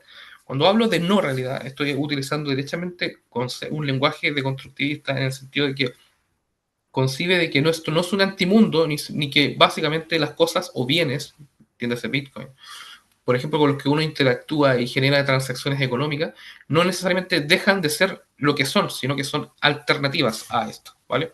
Es un no lugar, entiéndase el no lugar porque no es un lugar físico estricto. Y utilizando, por ejemplo, perspectivas de otros autores, como Byung-Chul Han, él plantea en un libro muy interesante que se llama Las no cosas, se los recomiendo. Él resume el orden digital, entiéndase todo aquello que es parte de estos entornos, como un no mundo, ¿vale? Y lo describe como algo que pone fin a la era de la verdad y da paso a la sociedad de la información postfactual o, entiéndase, no fáctica. Entiéndase así de que esos entornos son tan volátiles que básicamente todo lo que sucede en ellos no necesariamente impacta en la realidad, pero puede ser básicamente utilizado como algo que impacta, no obstante. Por ende, y él menciona incluso que, por ejemplo, el mundo de la información en general no es narrativo, sino aditivo. Las informaciones pueden contarse, pero no narrarse. Comunidades discontinuas de breve actualidad no se combinan para construir una historia. Y ahí uno, por ejemplo, puede ver lo que pasa generalmente en TikTok o Instagram, donde no se cuentan historias, no se narran historias en estricto rigor. No hay grandes historias en desarrollo. Son eventos, momentos grabados, instantáneos y momentáneos. Se trata, incluso lo dice el mismo Byung-Chul Han, de la desaparición de la persona cargada de destino de historia. O sea, todo aquello que nos ancla a una manera, a un entorno, a una tradición, como que con estos entornos digitales, así como se ve actualmente, no es que esto sea un absoluto, se pierde. Y ahí uno se da cuenta de que, aquí bien Chujal lo dice, pero él ve lo que hay, ¿no? O sea, él observa lo que está sucediendo actualmente con estos órdenes digitales y están, si se dan cuenta, muy cargados de ideologías muy nihilistas y pesimistas.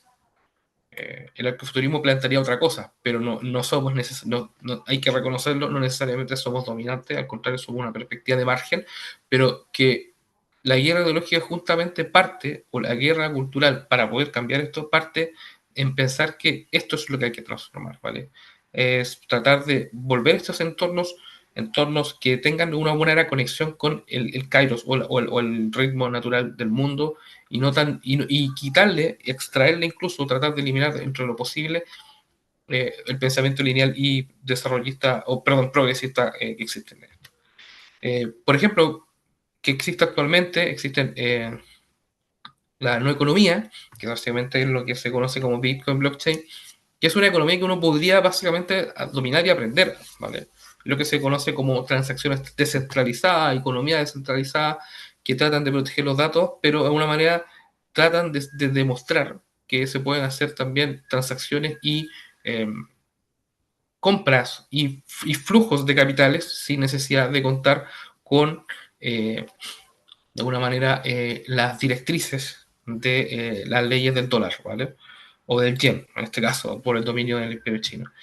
Eh, pero también en estos entornos digitales existen también no culturas, en donde básicamente existen como, si de alguna manera nos sorprendíamos o nos estamos sorprendiendo a poco y cada vez más de la llegada de la diversidad y mayor cantidad de gente de distintos países en un país, bueno, en estos entornos obviamente la diversidad es mayor porque incluso no existen necesariamente pueblos ni razas, sino especies distintas dentro y que interactúan de esto. Todo lo que se conoce actualmente como materialización de los órdenes digitales, todos son avatares, y bueno, en ese sentido es parte también de un poco de estos mundos y estos entornos digitales. Yo creo que un poco esto que estoy hablando lo saben, lo conocen, lo experiencian, lo han vivido, simplemente yo estoy dando una explicación técnica, pero es importante constatarlo porque de una manera es el entorno y la circunstancia en la que tiene que en la que se plantea el ecofuturismo como una propuesta de análisis. Bueno.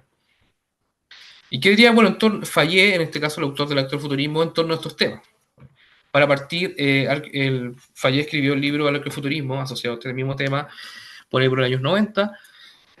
Ya estaba empezando a vivir la llegada de los videojuegos, ¿vale? Entiéndase, para que se ponga un poco en contexto. Y él decía que básicamente esto se estaba mal utilizando. Podríamos decir que todavía esto sigue así. Porque así como en la sociedad romana, en los periodos más decadentes del Imperio Romano, el Coliseo se convirtió en una atracción para muchos, para el pueblo, o las multitudes, si quisiéramos en realidad ser más precisos. Ahora actualmente vivimos también en este tipo de contextos, solamente que son los videojuegos y son las personas incluso de manera más autónoma, individualizada y voluntaria, quienes acceden a la distracción y al alineamiento temporal que estos otorgan. No es azar, además, que en Estados Unidos, siendo una de las principales sociedades hegemónicas, por lo menos hasta los años 90, que haya creado los videojuegos y por ende estos entornos digitales se hayan llenado de elementos interactivos, lúdicos y asociados a procesos de transformación cultural derechamente. No obstante ello, esto es lo que plantea Fallé, ¿vale? Mi perspectiva es totalmente distinta en ese sentido, pero sirve para entender un poco cómo replantear incluso el arcofuturismo mismo y ver que, ya, si bien es cierto, los videojuegos están en una fase de colonización del ocio muy desarrollada, muy avanzada, hay que, no obstante, ver qué se puede hacer, qué se puede extraer de ellos para poder mejorar la situación digital actual, ¿vale? Hay películas que grafican un poco la situación de lo que ha ido llegando a la realidad virtual, por ejemplo, Ready Player One, y en general, si se dan cuenta, y a pesar de que uno ve esta imagen y dice, oh, qué terrible, especialmente si uno es más tradicionalista o conservador, pero se dan cuenta muchos de los elementos que existen en esta cultura pop son arquetipos de la cultura tradicional o de arquetipos del héroe que mencionaban, por ejemplo, expositores como Lizardi, y que, bueno, a pesar de eso, no están explotados tanto desde nuestra perspectiva porque somos un poco ludistas en algún aspecto. Digo, somos especialmente a la gente más de tercera posición. Y creo que hay que eliminar un poco ese ludismo y un poco la idea de involucrarse con el arqueofuturismo, que es un pensamiento nacional e identitario, es un refresco, creo yo, para poder pensar en que estos contenidos, estos elementos culturales que son evidentemente pop o masivos y no necesariamente locales y asociados a los entornos y culturales de los países, pueden ser, sin obstante, utilizados para explotar y pensar incluso en un regreso a los arquetipos tradicionales del héroe o otros tipos de arquetipos que son para Occidente inclusive mucho más poderosos. ¿Y qué hacer entonces ante esta situación de decadencia, crisis y dominio absoluto de lo digital? Hay un concepto que llama mucho la atención, el cual lo utiliza un autor chileno, el cual también sugiero que lo vean, yo también lo he leído, a Carlos Videla. Él habla del concepto polemos, y haciendo referencia a una energía vital que Occidente siempre la ha tenido y que los griegos la concebían no solamente como eh, una, una energía en sí, sino también una tradición, una forma de ser, un motor para de vida, básicamente, un fundamento de vida. Pero justamente el hecho de que la vida en general no es necesariamente un paseo, un camino por una escalera mecánica, sino, insisto, una guerra, una batalla agonar. Y en eso, evidentemente, y ese concepto, el cual ellos llamaban y concebían, le llaman polemos, ¿vale? Uno de los grandes autores filósofos presocráticos que habla justamente de polemos, justamente Heráclito, y Heráclito lo menciona constantemente, incluso decía de que el polemos era la base, el fundamento de la existencia misma y que era creador, que no era solamente como se cree actualmente en las culturas ideológicas más progresistas, que la violencia es destructora, al contrario, aquí se concebía el concepto de violencia y de fuerza y de vitalidad como una herramienta de transformación y creación. Utilizar eso y analizar ese tipo de energía vital. ¿Qué ha pasado con él? Bueno, Carlos Videla lo ha estado estudiando y les recomiendo el libro La agonía de Polemos, que justamente habla de cómo las sociedades postmodernas actuales han, de alguna u otra manera, extinguido o tratado de irse en contra de esto, ¿vale? Y otro concepto que yo hablo profundamente en mis estudios sobre tecnología de los videojuegos particularmente es de ludicidad. La ludicidad básicamente es la energía vital que tienen las sociedades y que la expresan en juegos. Entendiéndose así, no como Fallé entiende los juegos como herramientas de colonización mental, que sí puede ser, sino a todos los juegos. O sea, no hablo solamente de los videojuegos, podemos hablar de deporte, podemos hablar de juegos locales, podemos hablar de juegos callejeros, y todos esos elementos que son locales, que son propios, que son auténticos, que son naturales de alguna manera en una etnia, en un pueblo, una comunidad del pueblo, estos elementos, entendiéndose así, son reflejos de la vitalidad de una sociedad. Entendiéndose así, la vitalidad que entregan de alguna manera los videojuegos es artificial versus la ludicidad o vitalidad que entrega o que puede entregar o que puede crear una sociedad en sí misma. Una de las representaciones más potentes de la vitalidad de un pueblo es el deporte, entendiéndolo en términos lúdicos, ¿vale? Es, desde mi punto de vista, la reserva vitalista de una nación, y si tú ves que una sociedad, y yo creo que eso no entendemos todo, pero en general, si uno ve que una sociedad no valoriza, no practica, que más importante todo hay que valorizar, y no por ende concibe como un elemento constituyente de su día a día, el deporte caemos más fácilmente en la recepción, en la dejación corporal, por ende física, mental y también biológica. O sea, perdemos vitalidad como pueblo, como nación, como ello. Y por ello es importante pensar en lo que se juega, porque de alguna manera lo que se juega en una sociedad, además de decir lo que somos, nos refleja fundamentalmente a lo que podemos llegar a ser. Y eso es muy importante en términos de identidad, porque justamente la identidad no se basa solamente en patrimonio físico, sino fundamentalmente en el patrimonio humano y la energía y vitalidad que existe dentro de una sociedad. Hablando de esto mismo, con respecto al estudio de la vitalidad, es importante también entender que esta tiene, desde mi perspectiva analítica, dos grandes, o sea, una especie de sistema para medirla, una métrica para poder medirla. Cuando la vitalidad de un pueblo o ludicidad está asociada a lo distractivo, incluso hasta lo comunicativo, podríamos concebir que fomenta sujetos pasivos, tiene una ética utilitarista, desarrolla una voluntad de conservación y se basa y concentra en lo que podríamos llamar el confort cultural. Versus una vitalidad que está centrada fundamentalmente en el formar personas y el transformar incluso conciencias o desarrollar la personalidad, que fomenta un sujeto activo, es vitalista, desarrolla la voluntad de poder o de creación, y además se sustenta en el concepto polemos y es totalmente agonal. O sea, tenemos aquí dos grandes caras de la moneda de lo que podríamos llamar la vitalidad.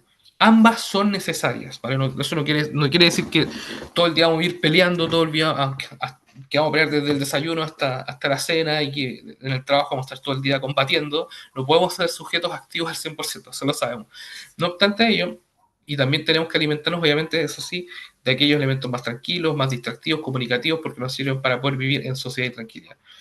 El arqueofuturismo, desde mi perspectiva, o más que eso, una reimaginación del arqueofuturismo, debiese concebirse como un equilibrio en torno a estos dos, con tendencia, evidentemente, a lo vitalista. O sea, hacia el deporte, hacia el desarrollo, inclusive en lo digital, de competencias deportivas en entornos digitales, entiendas jugar eSport, pero practicar, desarrollar todas las competencias que sean necesarias, utilizar a los videojuegos más que ellos nos utilizan a nosotros, para justamente desarrollar este tipo de competencias más vitalistas, etc. A raíz de eso, tres elementos importantes o tres propuestas importantes a considerar para que dejarlo como tarea para el acaso. Afrontar la batalla cultural como guerra ideológica, no como batalla de ideas, sino que también entendiendo de que hay dos posiciones muy fuertes en este mundo, especialmente en el entorno de lo digital, que son principalmente el transhumanismo, que es el principal adversario del ecofuturimismo, para resistir, combatir frente a un mundo en decadencia, ¿vale?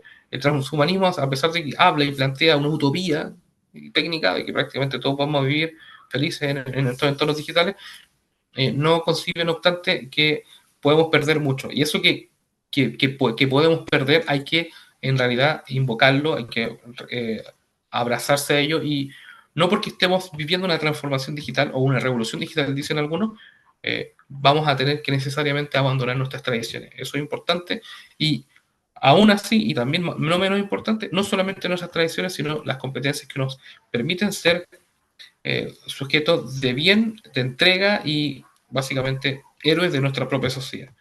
Por ende, es importante además asumir una actitud creadora, vitalista y regeneradora. Pensar e invocar un orden natural dinámico. Eso es muy importante. A raíz de lo anterior, también restituir una mirada sociológica, esto es para la gente más intelectual, que se base en las ideas tradicionalistas de orden y conquista. ¿Vale?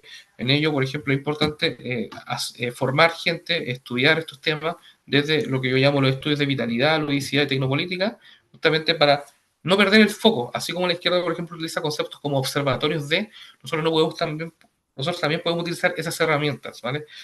En el sentido de ser observadores constantes de lo que sucede en la tecnología, en los mundos tecnológicos, y no abandonarlos porque somos tradicionalistas y queremos vivir como hechos por país. O sea, no tenemos que necesariamente apostar todo a lo conservador, también tenemos que ser un poco revolucionarios para poder combatir y estar activos en estos entornos.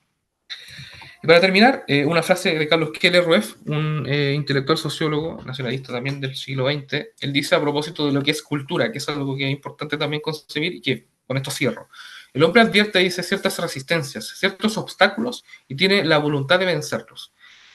Así se originan los valores culturales. Se trata de una creación originaria de valores, no de imitar algún modelo. Se condice totalmente con lo que lo planteo. O sea, la cultura no es algo, no es Spengler, porque Carlos Keller es discípulo de Spengler, plantea que justamente la cultura liberal, incluso socialista, plantea que justamente la cultura es los utensilios que uno usa, es las herramientas, las tecnologías. Al contrario, Keller y Spengler plantean de que la cultura es aquello que es algo mucho más profundo. Por ejemplo, toda obra cultural, dice, es de esta manera la solución de una tensión espiritual. Estas tensiones se pueden formar con respecto a los más diferentes factores. Pueden referirse a los problemas más materiales o los más sutiles. O sea, la cultura de la perspectiva vitalista del futurista, no es las cosas materiales que tenemos y con las cuales básicamente nos permiten vivir en este mundo físico. Al contrario, la cultura es una solución, llámese así, a una tensión espiritual que existe dentro del ser humano.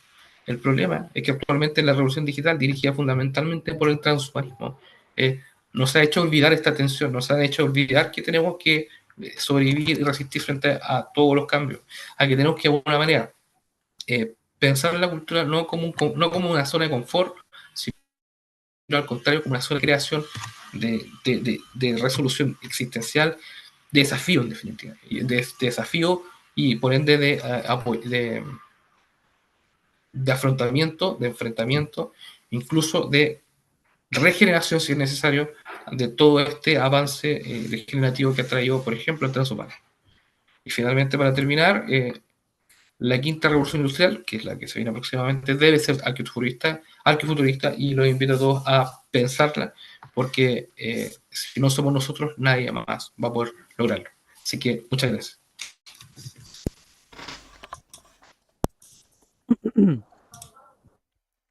Muchas gracias, Guillermo.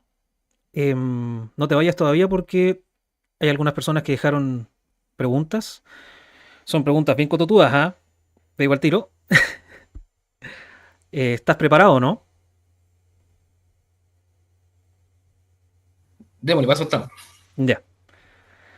Ok, la primera persona dice, pregunta, como, entre comillas, estudioso del metamodernismo desde David Foster Wallace hasta pasando por Hansi en Nórdico Ideology, cuando habla de metamodernismo, ¿a qué se refiere exactamente?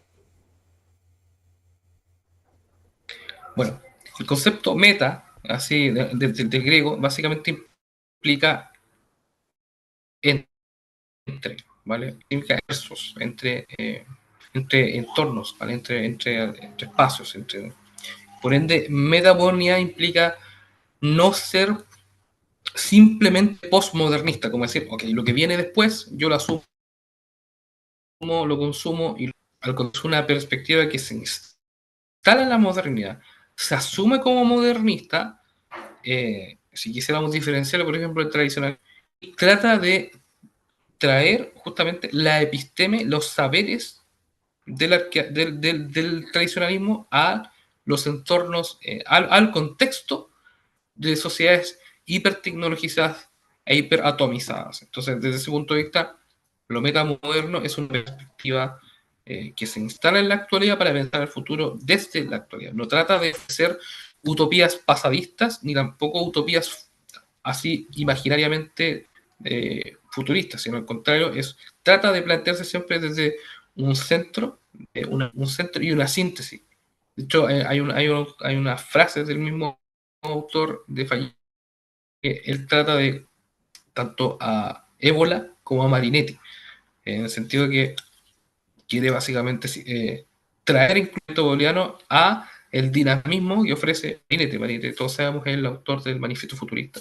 Entonces, es vivir la modernidad desde una perspectiva fundamentalmente vitalista, pero no queriendo necesariamente o ofreciendo necesariamente la destrucción total de la modernidad, sino su transformación radical eh, desde un pensamiento etno-identitario.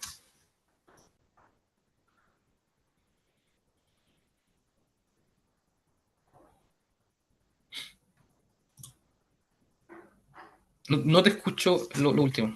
No estoy escuchando la última pregunta.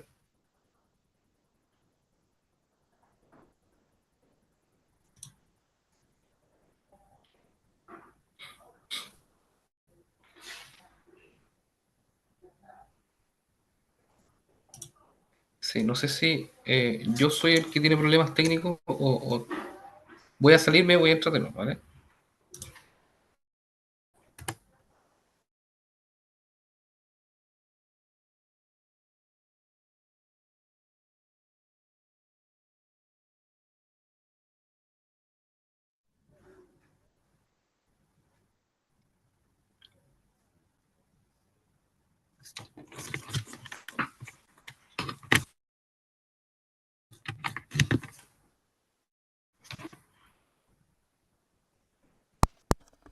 Ya. Guillermo, Sí, me escucha, ¿me escuchas?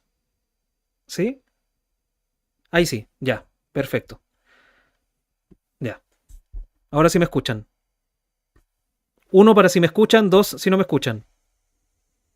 En el chat.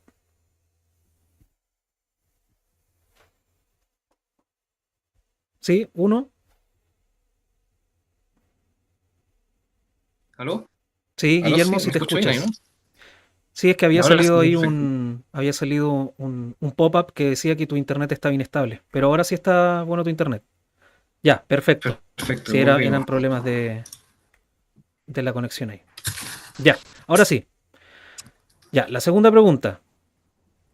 ¿Dónde está? ¿Dónde está? ¿Dónde está? Ya, sí. Sí, ya. En un momento habló de ilustración oscura, que es un concepto que utiliza Nick Land, neoreaccionario aceleracionista, entre otras categorías que dictan de perspectivas nacionales. ¿Qué tiene de ilustración oscura, es decir, de Nick Land, la aproximación que hace Guillermo Fallé, le puse ahí, está bien, Guillermo Fallé, como para utilizar ese concepto a sabiendas de que la propuesta de Land son particulares, por decir?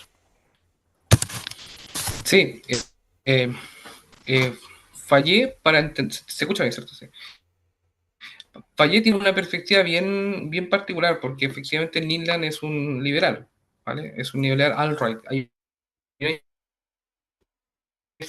Y a pesar que Fallé se interactuó o se relacionó incluso con el alt-right en sus últimos tiempos, él no obstante viene del Grecia, o viene de lo que se conoce como el pensamiento nacionalista francés del siglo XX, donde por ejemplo compartía cátedras con Alain de Benoit o otros también pensadores de la misma perspectiva. En ese sentido, el origen ideológico ya se diferencia, por ejemplo, de Nigland. No soy experto en Nigland, lo reconozco, no voy a hablar de Nigland, pero sí puedo decirte que Fallé básicamente es un etnonacionalista francés y europeísta.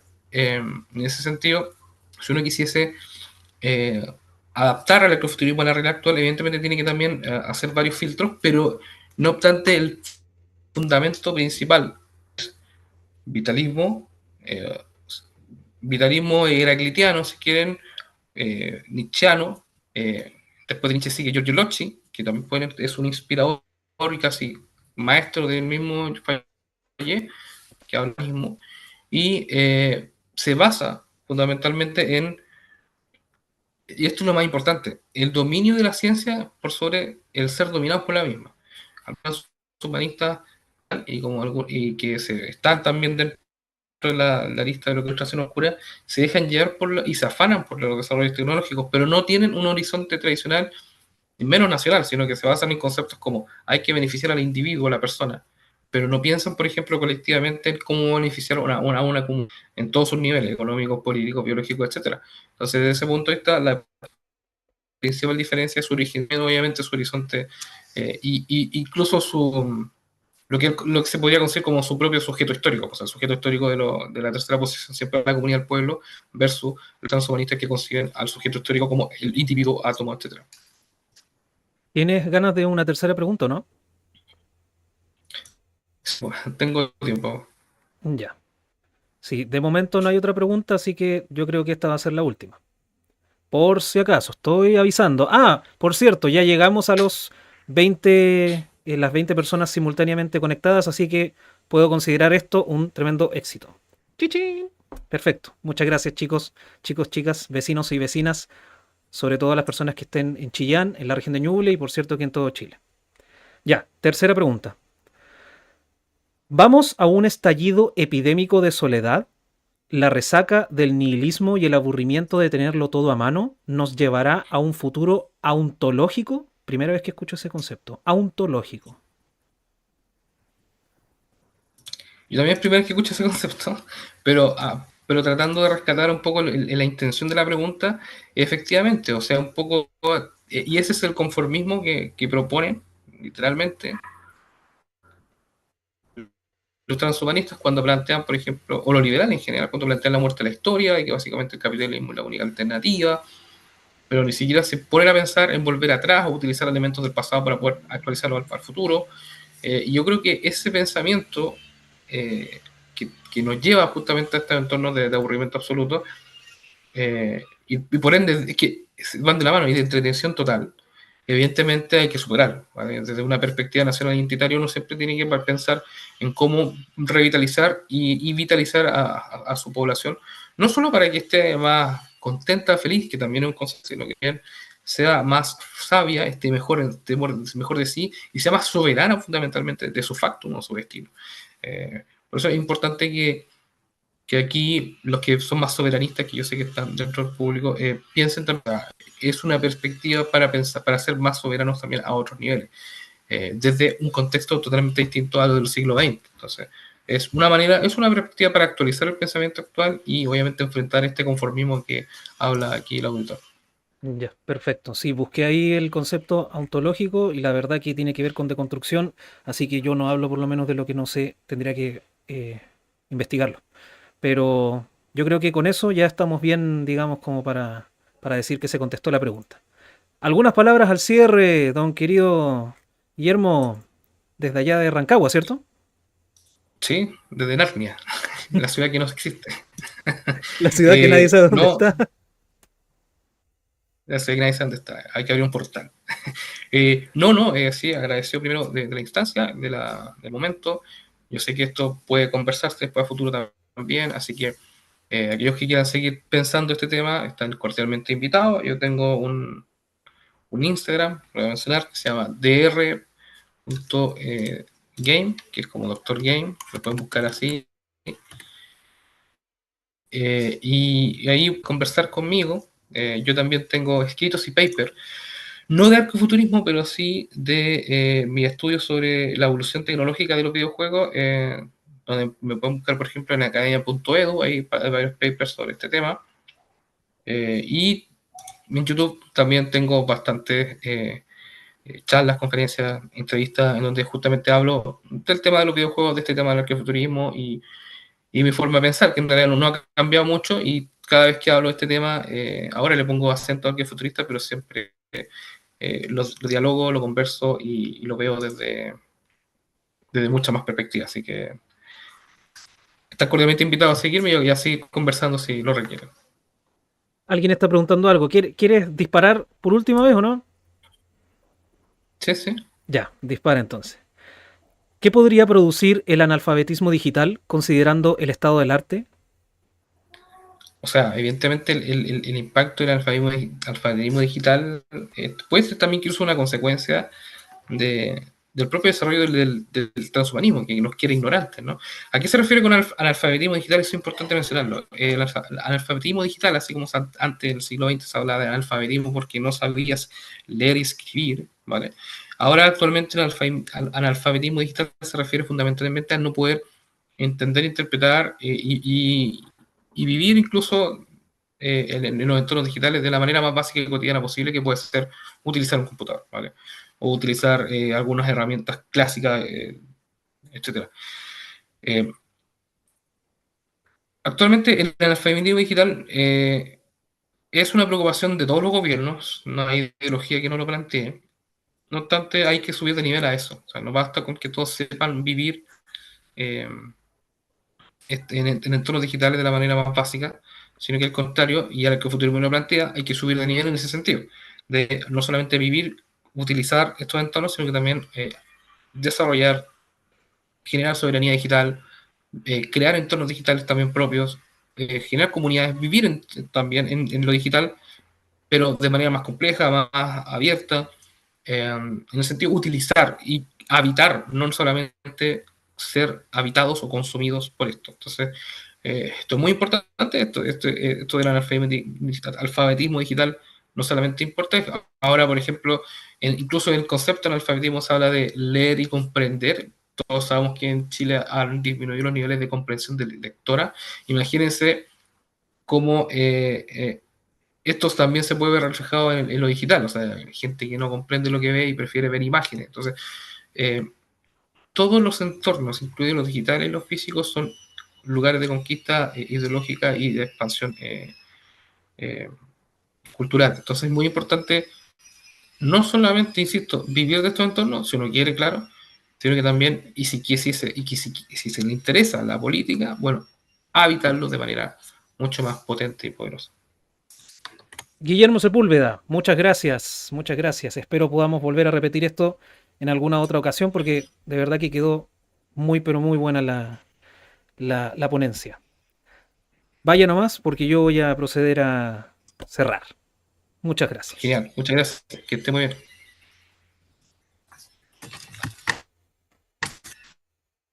Perfecto, ya. Para los que se quedaron al último, los que se quedaron al último siempre son los más comprometidos. A ver, vamos a conversar de otra cosa.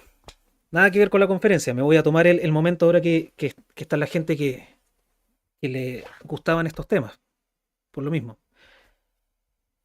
Inicié esta organización social en agosto del año pasado, el 22 de agosto del año pasado, y lo empecé haciendo una campaña sobre los abusos.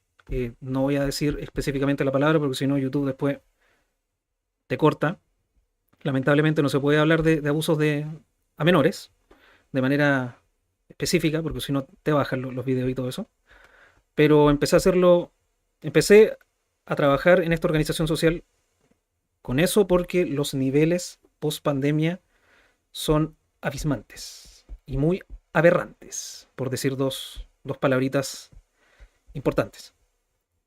Y lo empecé haciendo solamente con, creo que por acá tengo alguno de los ejemplares. Sí, lo empecé haciendo, ni siquiera se los puedo mostrar demasiado porque si no me van a banear igual. Bueno, eran stickers que los salía a entregar a la calle, a las personas, y ellos los pegaban en las calles. Y luego se me presentó la oportunidad de empezar a trabajar en juntas de vecinos. Y lo tomé y empecé a llevar acciones sociales y deportivas a las juntas de vecinos junto a personas que quisieran aportar, ¿no? Porque eso es lo que hay que hacer. Se los digo como alguien que está constantemente, ahora, en este momento ya, constantemente trabajando en 3 comunidades de acá de Chillán. Lo que uno siempre escucha, normalmente, de los vecinos, es que el Estado simplemente no existe. Y ellos consideran el Estado cuando, por ejemplo, llegan los candidatos a pedir los votos a los vecinos. Pero del Estado ni hablemos en otras ocasiones del año. A no ser de que haya, por ejemplo, una catástrofe. Claro, ahí sí llegan. Y hay que, evidentemente, que darle unos puntos buenos al Estado chileno de que, a pesar de todo, y a pesar de que podemos vivir gobiernos mediocres, incluso, llegan a las emergencias. Bueno, podemos diferir en ese caso con las últimas catástrofes sobre incendios que han ocurrido, pero bueno, eso ya es entrar en materia de política contingente. No quiero ir para allá. Podemos conversar eso otro día. Y gracias a que me dieron la entrada a una junta de vecinos, ahora puedo trabajar en 3. ¿Ok? A mí lo que más me interesa es el trabajo territorial, sinceramente. No me interesa mucho utilizar las redes sociales como para la chimuchina, como para ponerme a hablar sobre la política contingente. Sinceramente eso a mí no me interesa. No estoy yo para el cagüín ni nada por el estilo. Pero lo que hacía desde la primera de las actividades que empecé a hacer con esta organización social era instar a los demás a que también se activaran. Porque si los vecinos te están diciendo en las comunidades, y por favor ustedes, si viven en un barrio desde hace un poco de tiempo ya, o de forma sostenida, o llegaron a vivir desde hace poco, acérquense a su junta de vecinos y empiecen a trabajar con sus organizaciones comunitarias de base, porque es su deber ciudadano, querido amigo, querida amiga. ¿Ok? Es su deber ciudadano. Si tenemos en cuenta de que los vecinos, y que nosotros mismos incluso tenemos en cuenta que el Estado no llega a las comunidades, entonces bueno, nosotros tenemos que hacerlo. Desde agosto del año pasado que estoy instando a las personas, tanto virtualmente como en la vida real, a que se activen. Y que si no saben hacerlo, no importa. Yo ya llevo más de 10 años dando vuelta en política. He hecho de todo, de todo. Y lo que más me ha terminado gustando es la actividad social, comunitaria, in situ. ¿Ok? Si no lo sabe hacer, no importa, yo le enseño, para eso estoy. ¿Ya? Y la semana pasada, o esta semana, no me acuerdo bien, me contactó la primera persona, para que se vayan dando cuenta más o menos el calibre de la cosa. Me contactó una persona, por primera vez, desde agosto del año pasado que empecé a trabajar, se me acercó digamos, virtualmente se me acercó y me dijo que quería ser un aporte para su comunidad. Y estoy hablando de una persona de la región de Valparaíso. Yo sinceramente no pensé que iba a pasar tan luego, porque digamos entre agosto y ahora igual han sido unos pocos meses. Pero yo pensé que no iba a pasar tan rápido. Por lo tanto, para los que se quedaron al último, y a los que les gusta seguir también el contenido del canal de YouTube, que más que nada tiene que ver con que yo hago fiscalización de algunas organizaciones, hablo sobre temas importantes más que chimuchina, como les decía al principio. Para los que les gusta el contenido, para los que les gustan las actividades que hago, que muy pocas veces sinceramente las documento porque no viene al caso. Además que también uno tiene que respetar a los vecinos y no va simplemente a meterse a la comunidad, dicho en el lenguaje de los jóvenes de hoy, a farmear apoyos políticos. Así que muy pocas veces es que subo contenido así como estoy haciendo una actividad acá en la región, etcétera. Teniendo en cuenta eso, para los que vienen siguiendo desde hace rato ya la historia de todo esto, se van a encontrar con que yo creo que de acá a 2 meses puede ser, voy a darle un giro totalmente diferente a la organización social y voy a intentar de que ya no se trate tanto de mí trabajando acá en la región de Ñuble, en la ciudad de Chillán, y voy a empezar a abrir la plataforma para poder tener también voluntarios. ¿Ok? Esto conlleva que va a haber una reestructuración de la marca, va a haber una reestructuración en todo sentido, por lo tanto voy a cambiar el nombre de la organización. em, de hecho acá tengo varios, sé que se dieron cuenta alguna vez, yo acá al frente tengo una pizarra donde tengo cuestiones del trabajo y cuestiones de lo que tengo que hacer de política, y tengo varias cosas que tengo que hacer. Me va a tomar tiempo, pero tiene que suceder porque quiero abrir la plataforma a que muchas otras personas de fuera de donde yo vivo puedan también empezar a activarse y empezar a llegar a donde los vecinos dicen que el estado que debería llegar no llega. ¿Ok?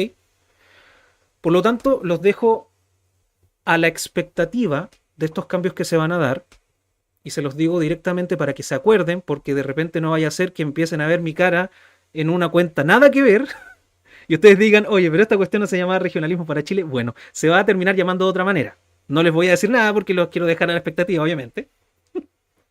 Hay que jugar con eso. Hay que hacer las cosas divertidas, eh, como por así decirlo, de manera sintética lo dijo Guillermo cuando se trata de hacer política. Así que los voy a dejar a la expectación de eso. ¿Y por qué les dije estas cuestiones al último?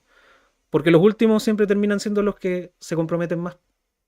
Por lo tanto, si usted de verdad quiere activarse y empezar a ayudar en su comunidad, de nuevo, le insisto, voy a esforzarme para que la plataforma, en este caso llamada Regionalismo para Chile, que va a llegar a tener otro nombre, usted pueda también participar de ella, ¿ya? En forma de voluntariado, en forma de lo que se le pueda encontrar ahí para que usted pueda ayudar a su comunidad, usted lo puede ejercer, ¿ya?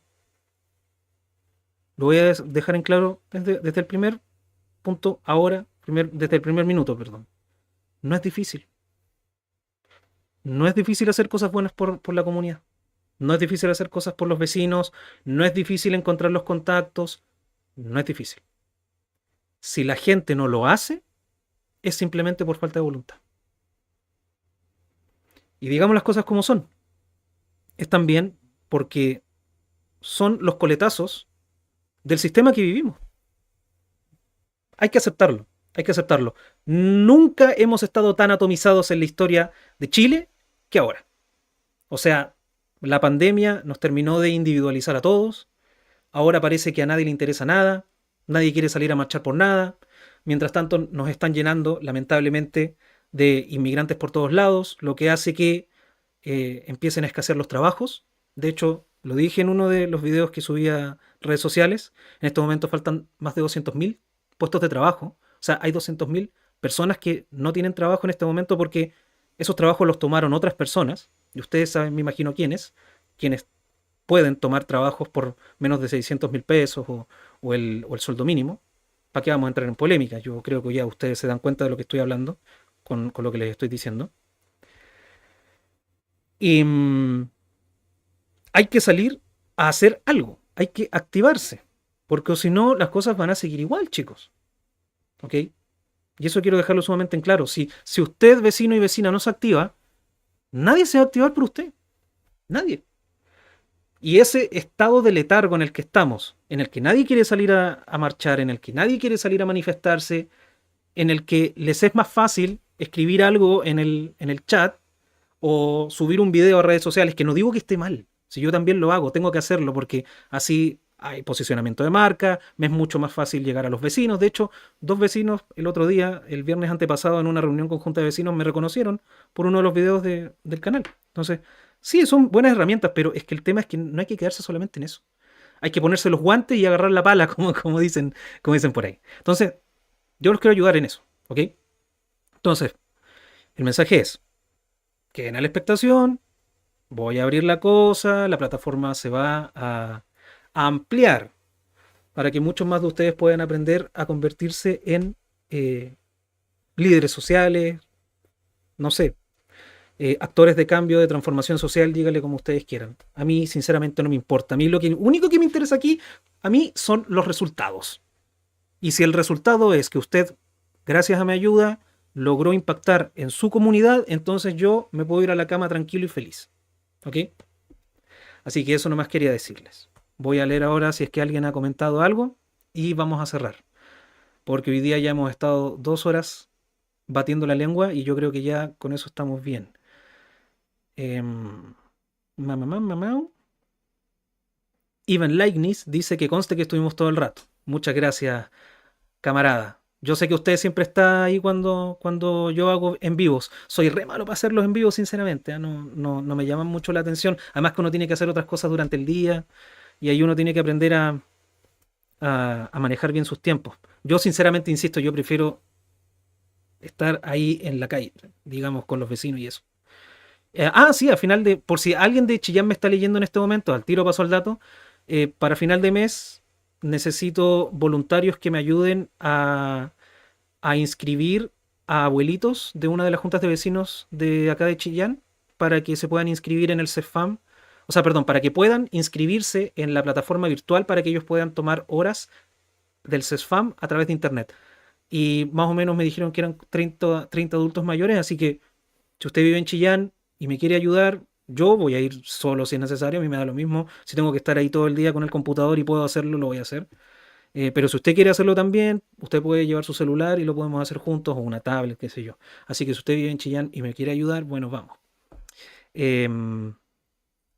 Sí, pues eso, don Ivan Leibniz.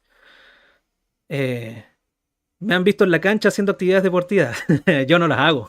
Yo no las hago. No. Yo con suerte voy al gimnasio. Mi estado físico no me permite hacer zumba, hacer clases de zumba y esas cosas. No todavía. No todavía. Pero en algún momento en una de esas sí. En una de esas sí. Me encantaría ahora que estamos hablando de actividades deportivas, si es que hay alguna persona, insisto, de Chillán, que sea o que conozca alguna persona que sepa artes marciales o algo por el estilo. Hay una cuestión que quiero hacer desde hace años, que es una escuela de defensa personal para mujeres. Así que mis redes sociales son Nico Reyes Borges, de hecho ese es mi nombre, Nico Reyes Borges en Instagram, o Regionalismo para Chile en Instagram, o en TikTok. Ahí usted me busca y si conoce a alguien, me pasa el dato. Ni siquiera tienes que hablar tú con la persona, tú simplemente pásame el dato y yo me encargo de todo, ¿ok? Así que sí, pues eso. Y hay que moverse, pues, doña Yanira, ahí en el chat que nos indica, en el chat de YouTube. Letargo acompañado de miedo, dice Don Urban. Exactamente, letargo acompañado de miedo. A ver, igual da un poco de miedo ir a marchar por las barricadas, destrozos y represión. Sí, me imagino. Me imagino, pero les voy a contar una infidencia antes de terminar. La razón por la que yo traje a don Francisco de Lizardi de la organización soberanista mexicana Unión Nación Revolución a que nos diera una pequeña ponencia sobre don Yukio Mishima, era porque precisamente don Yukio Mishima fue capaz de entregar su vida por su país. Y creo que hay que empezar a hacerse la idea de que hay que entregar la vida por nuestra comunidad, por nuestro país y por nuestra familia, porque si no lo hacemos nosotros, no los van a hacer ni siquiera los militares. Y creo que ustedes ya se están dando cuenta de eso. esta semana nomás, si no me equivoco, se me olvidó el nombre perdón, sí, el director de la PDI eh, renunció o le pidieron la renuncia, es una cuestión que está ahí en la chimuchina política, no tengo idea, por corrupción, o sea, ni siquiera nuestras fuerzas de orden, ni tampoco nuestras fuerzas castrenses están dedicadas a, parece, sacrificarse por la nación, lamentablemente. O si lo están haciendo, lo hacen dentro de sus posibilidades, lamentablemente porque, ustedes bien saben, no existe un gobierno que los respalde y tampoco existe un caudillo, en este caso que debería ser Boric, que no lo es, tampoco existe un caudillo que pueda llegar y decir, ¿sabe qué? Usted utilice el nivel de fuerza que sea necesario y las consecuencias me las llevo yo. Porque el señor parece que tiene un problema ahí, es un poco gallina para sus cosas. Bueno, simplemente no quiere hacerlo. Pero ¿para qué vamos a hablar de esas cosas? Me imagino que ahí cada uno debe tener sus, ¿cómo se llama? Sus consideraciones. A lo que quiero ir es que si no lo hacen ustedes y si no lo hago yo, no lo va a hacer nadie. ¿Ok? Y si alguien piensa que el sacrificio es en vano, bueno, no hay nada más que hablar, pues. Y no lo voy a criticar tampoco, no lo voy a juzgar. ¿Para qué? No hay para qué. ¿Ok? Sí, pues, oiga, realizar marchas pacíficas como lo que hicieron, por ejemplo, los chiquillos del MSP, que yo los aplaudo. Espero poder contactarme pronto, o si es que lo está viendo ahora en este momento o lo ve después, don Fernando, que es el jefe del MSP. Por ahí me soplaron, por ahí, no voy a decir quién, pero me soplaron por ahí que quería hablar conmigo y yo estoy totalmente... de hecho, o sea, estoy dispuesto a hablar con cualquier persona. A mí sinceramente me da lo mismo. Yo los odio a todos por igual. Tanto izquierdas como derechas yo los odio por igual. Así que me da lo mismo si tengo que hablar con quien sea para poder ayudar a las personas. Así que por ahí me soplaron que don Fernando del MSP quería hablar conmigo después de la marcha perdón, de la concentración que hicieron. Y a lo que quiero ir es que muy bien que lo hayan hecho. Porque ellos lo que hicieron fue generar un espacio en el cual pudieron haber llegado 20 personas, pudieron haber llegado 1000 personas o pudieron haber llegado 5 pelagatos, pero no importa. De todas maneras lo hicieron. La valentía está, la motivación está, las ganas están. Y eso es lo importante. ¿Ok? Ya. Claro, con una carta entregada al gobierno, sí, ahí esas son cosas procedimentales. Son cosas que se pueden hacer. Hay un montón de cuestiones que se pueden hacer en realidad. ¿Ah? Por ejemplo, ya, antes de terminar ahí, yo siempre digo voy a terminar, nunca termino. Por ejemplo, si ustedes encuentran que hay algún problema gravísimo y que el Estado no se está haciendo cargo, por ejemplo, en su comunidad, no sé si ustedes sabían, pero un recurso de protección lo puede hacer cualquier persona. Lo puede hacer cualquier persona, incluso lo puedes hacer tú en una hojita de papel con tu letra, etcétera. Da lo mismo. Da lo mismo si sabes hacer un poder notarial o judicial o qué sé yo, lo que sea. No importa. Tú solamente haces el recurso de protección. También puedes ocupar Google para saber cómo se hace o qué es lo que tiene que tener. Y lo vas a entregar al juzgado de garantía. Y te lo van a tener que leer. Y si no te lo leen, bueno, esa es una falta grave del Poder Judicial. ¿Ah? Pero sí, yo he conocido casos, por ejemplo, de personas adultas mayores que no sé, pues, tienen problemas domésticos, digamos, con sus vecinos. No sé, pues que el vecino, no sé, hay un árbol que se nota que se va a caer y el vecino no lo quiere sacar de ahí, o sea, no lo quiere podar, qué sé yo, y tampoco lo está haciendo el municipio. Entonces, por ejemplo, conocí el caso de una adulta mayor que hizo un recurso de protección, lo presentó ante la institución debidamente eh, que se encarga de eso, lo hizo en una hoja de papel con, con lápiz de virome y el juzgado tuvo que actuar y el caballero tuvo que podar ese árbol que estaba amenazando a la integridad de su vida. ¿Ya? Entonces, hay muchas cosas que se pueden hacer. El tema es que hay que saber hacerlas.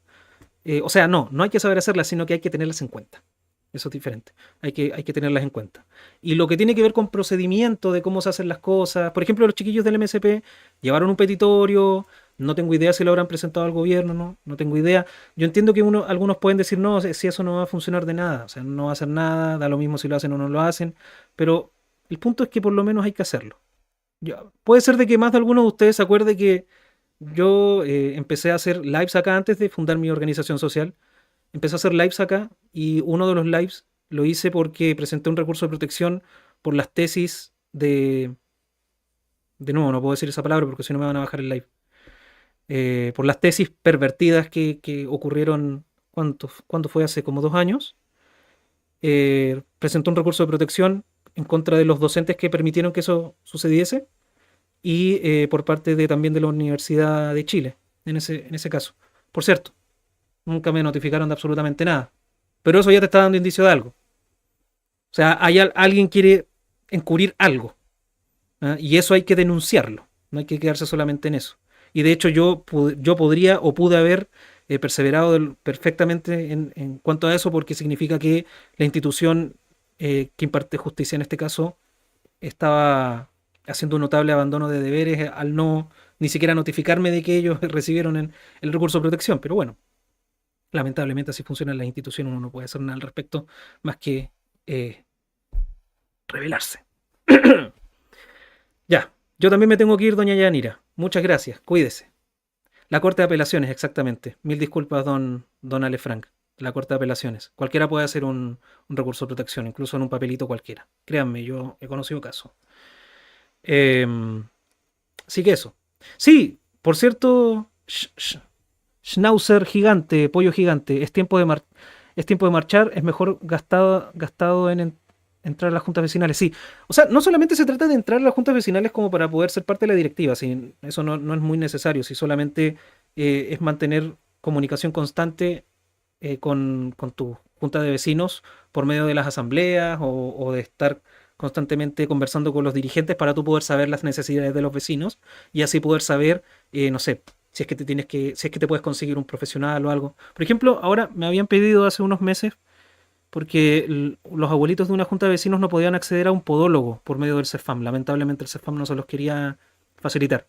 Yo simplemente, oye, ¿conoces algún podólogo? ¿Conoces algún podólogo? Sí, conozco un podólogo. Perfecto, me pasaron el contacto y ahora para final de mes, de hecho también tengo que hacerlo, tengo que llamar al podólogo nomás para ver si es que tiene la disposición para ir a ayudar a los abuelitos de la junta de vecinos. ¿Viste? Sí. Como les digo, es muy fácil activarse, chicos. Es muy fácil. ¿Ya? No es una cuestión del otro mundo, ni siquiera se necesita plata.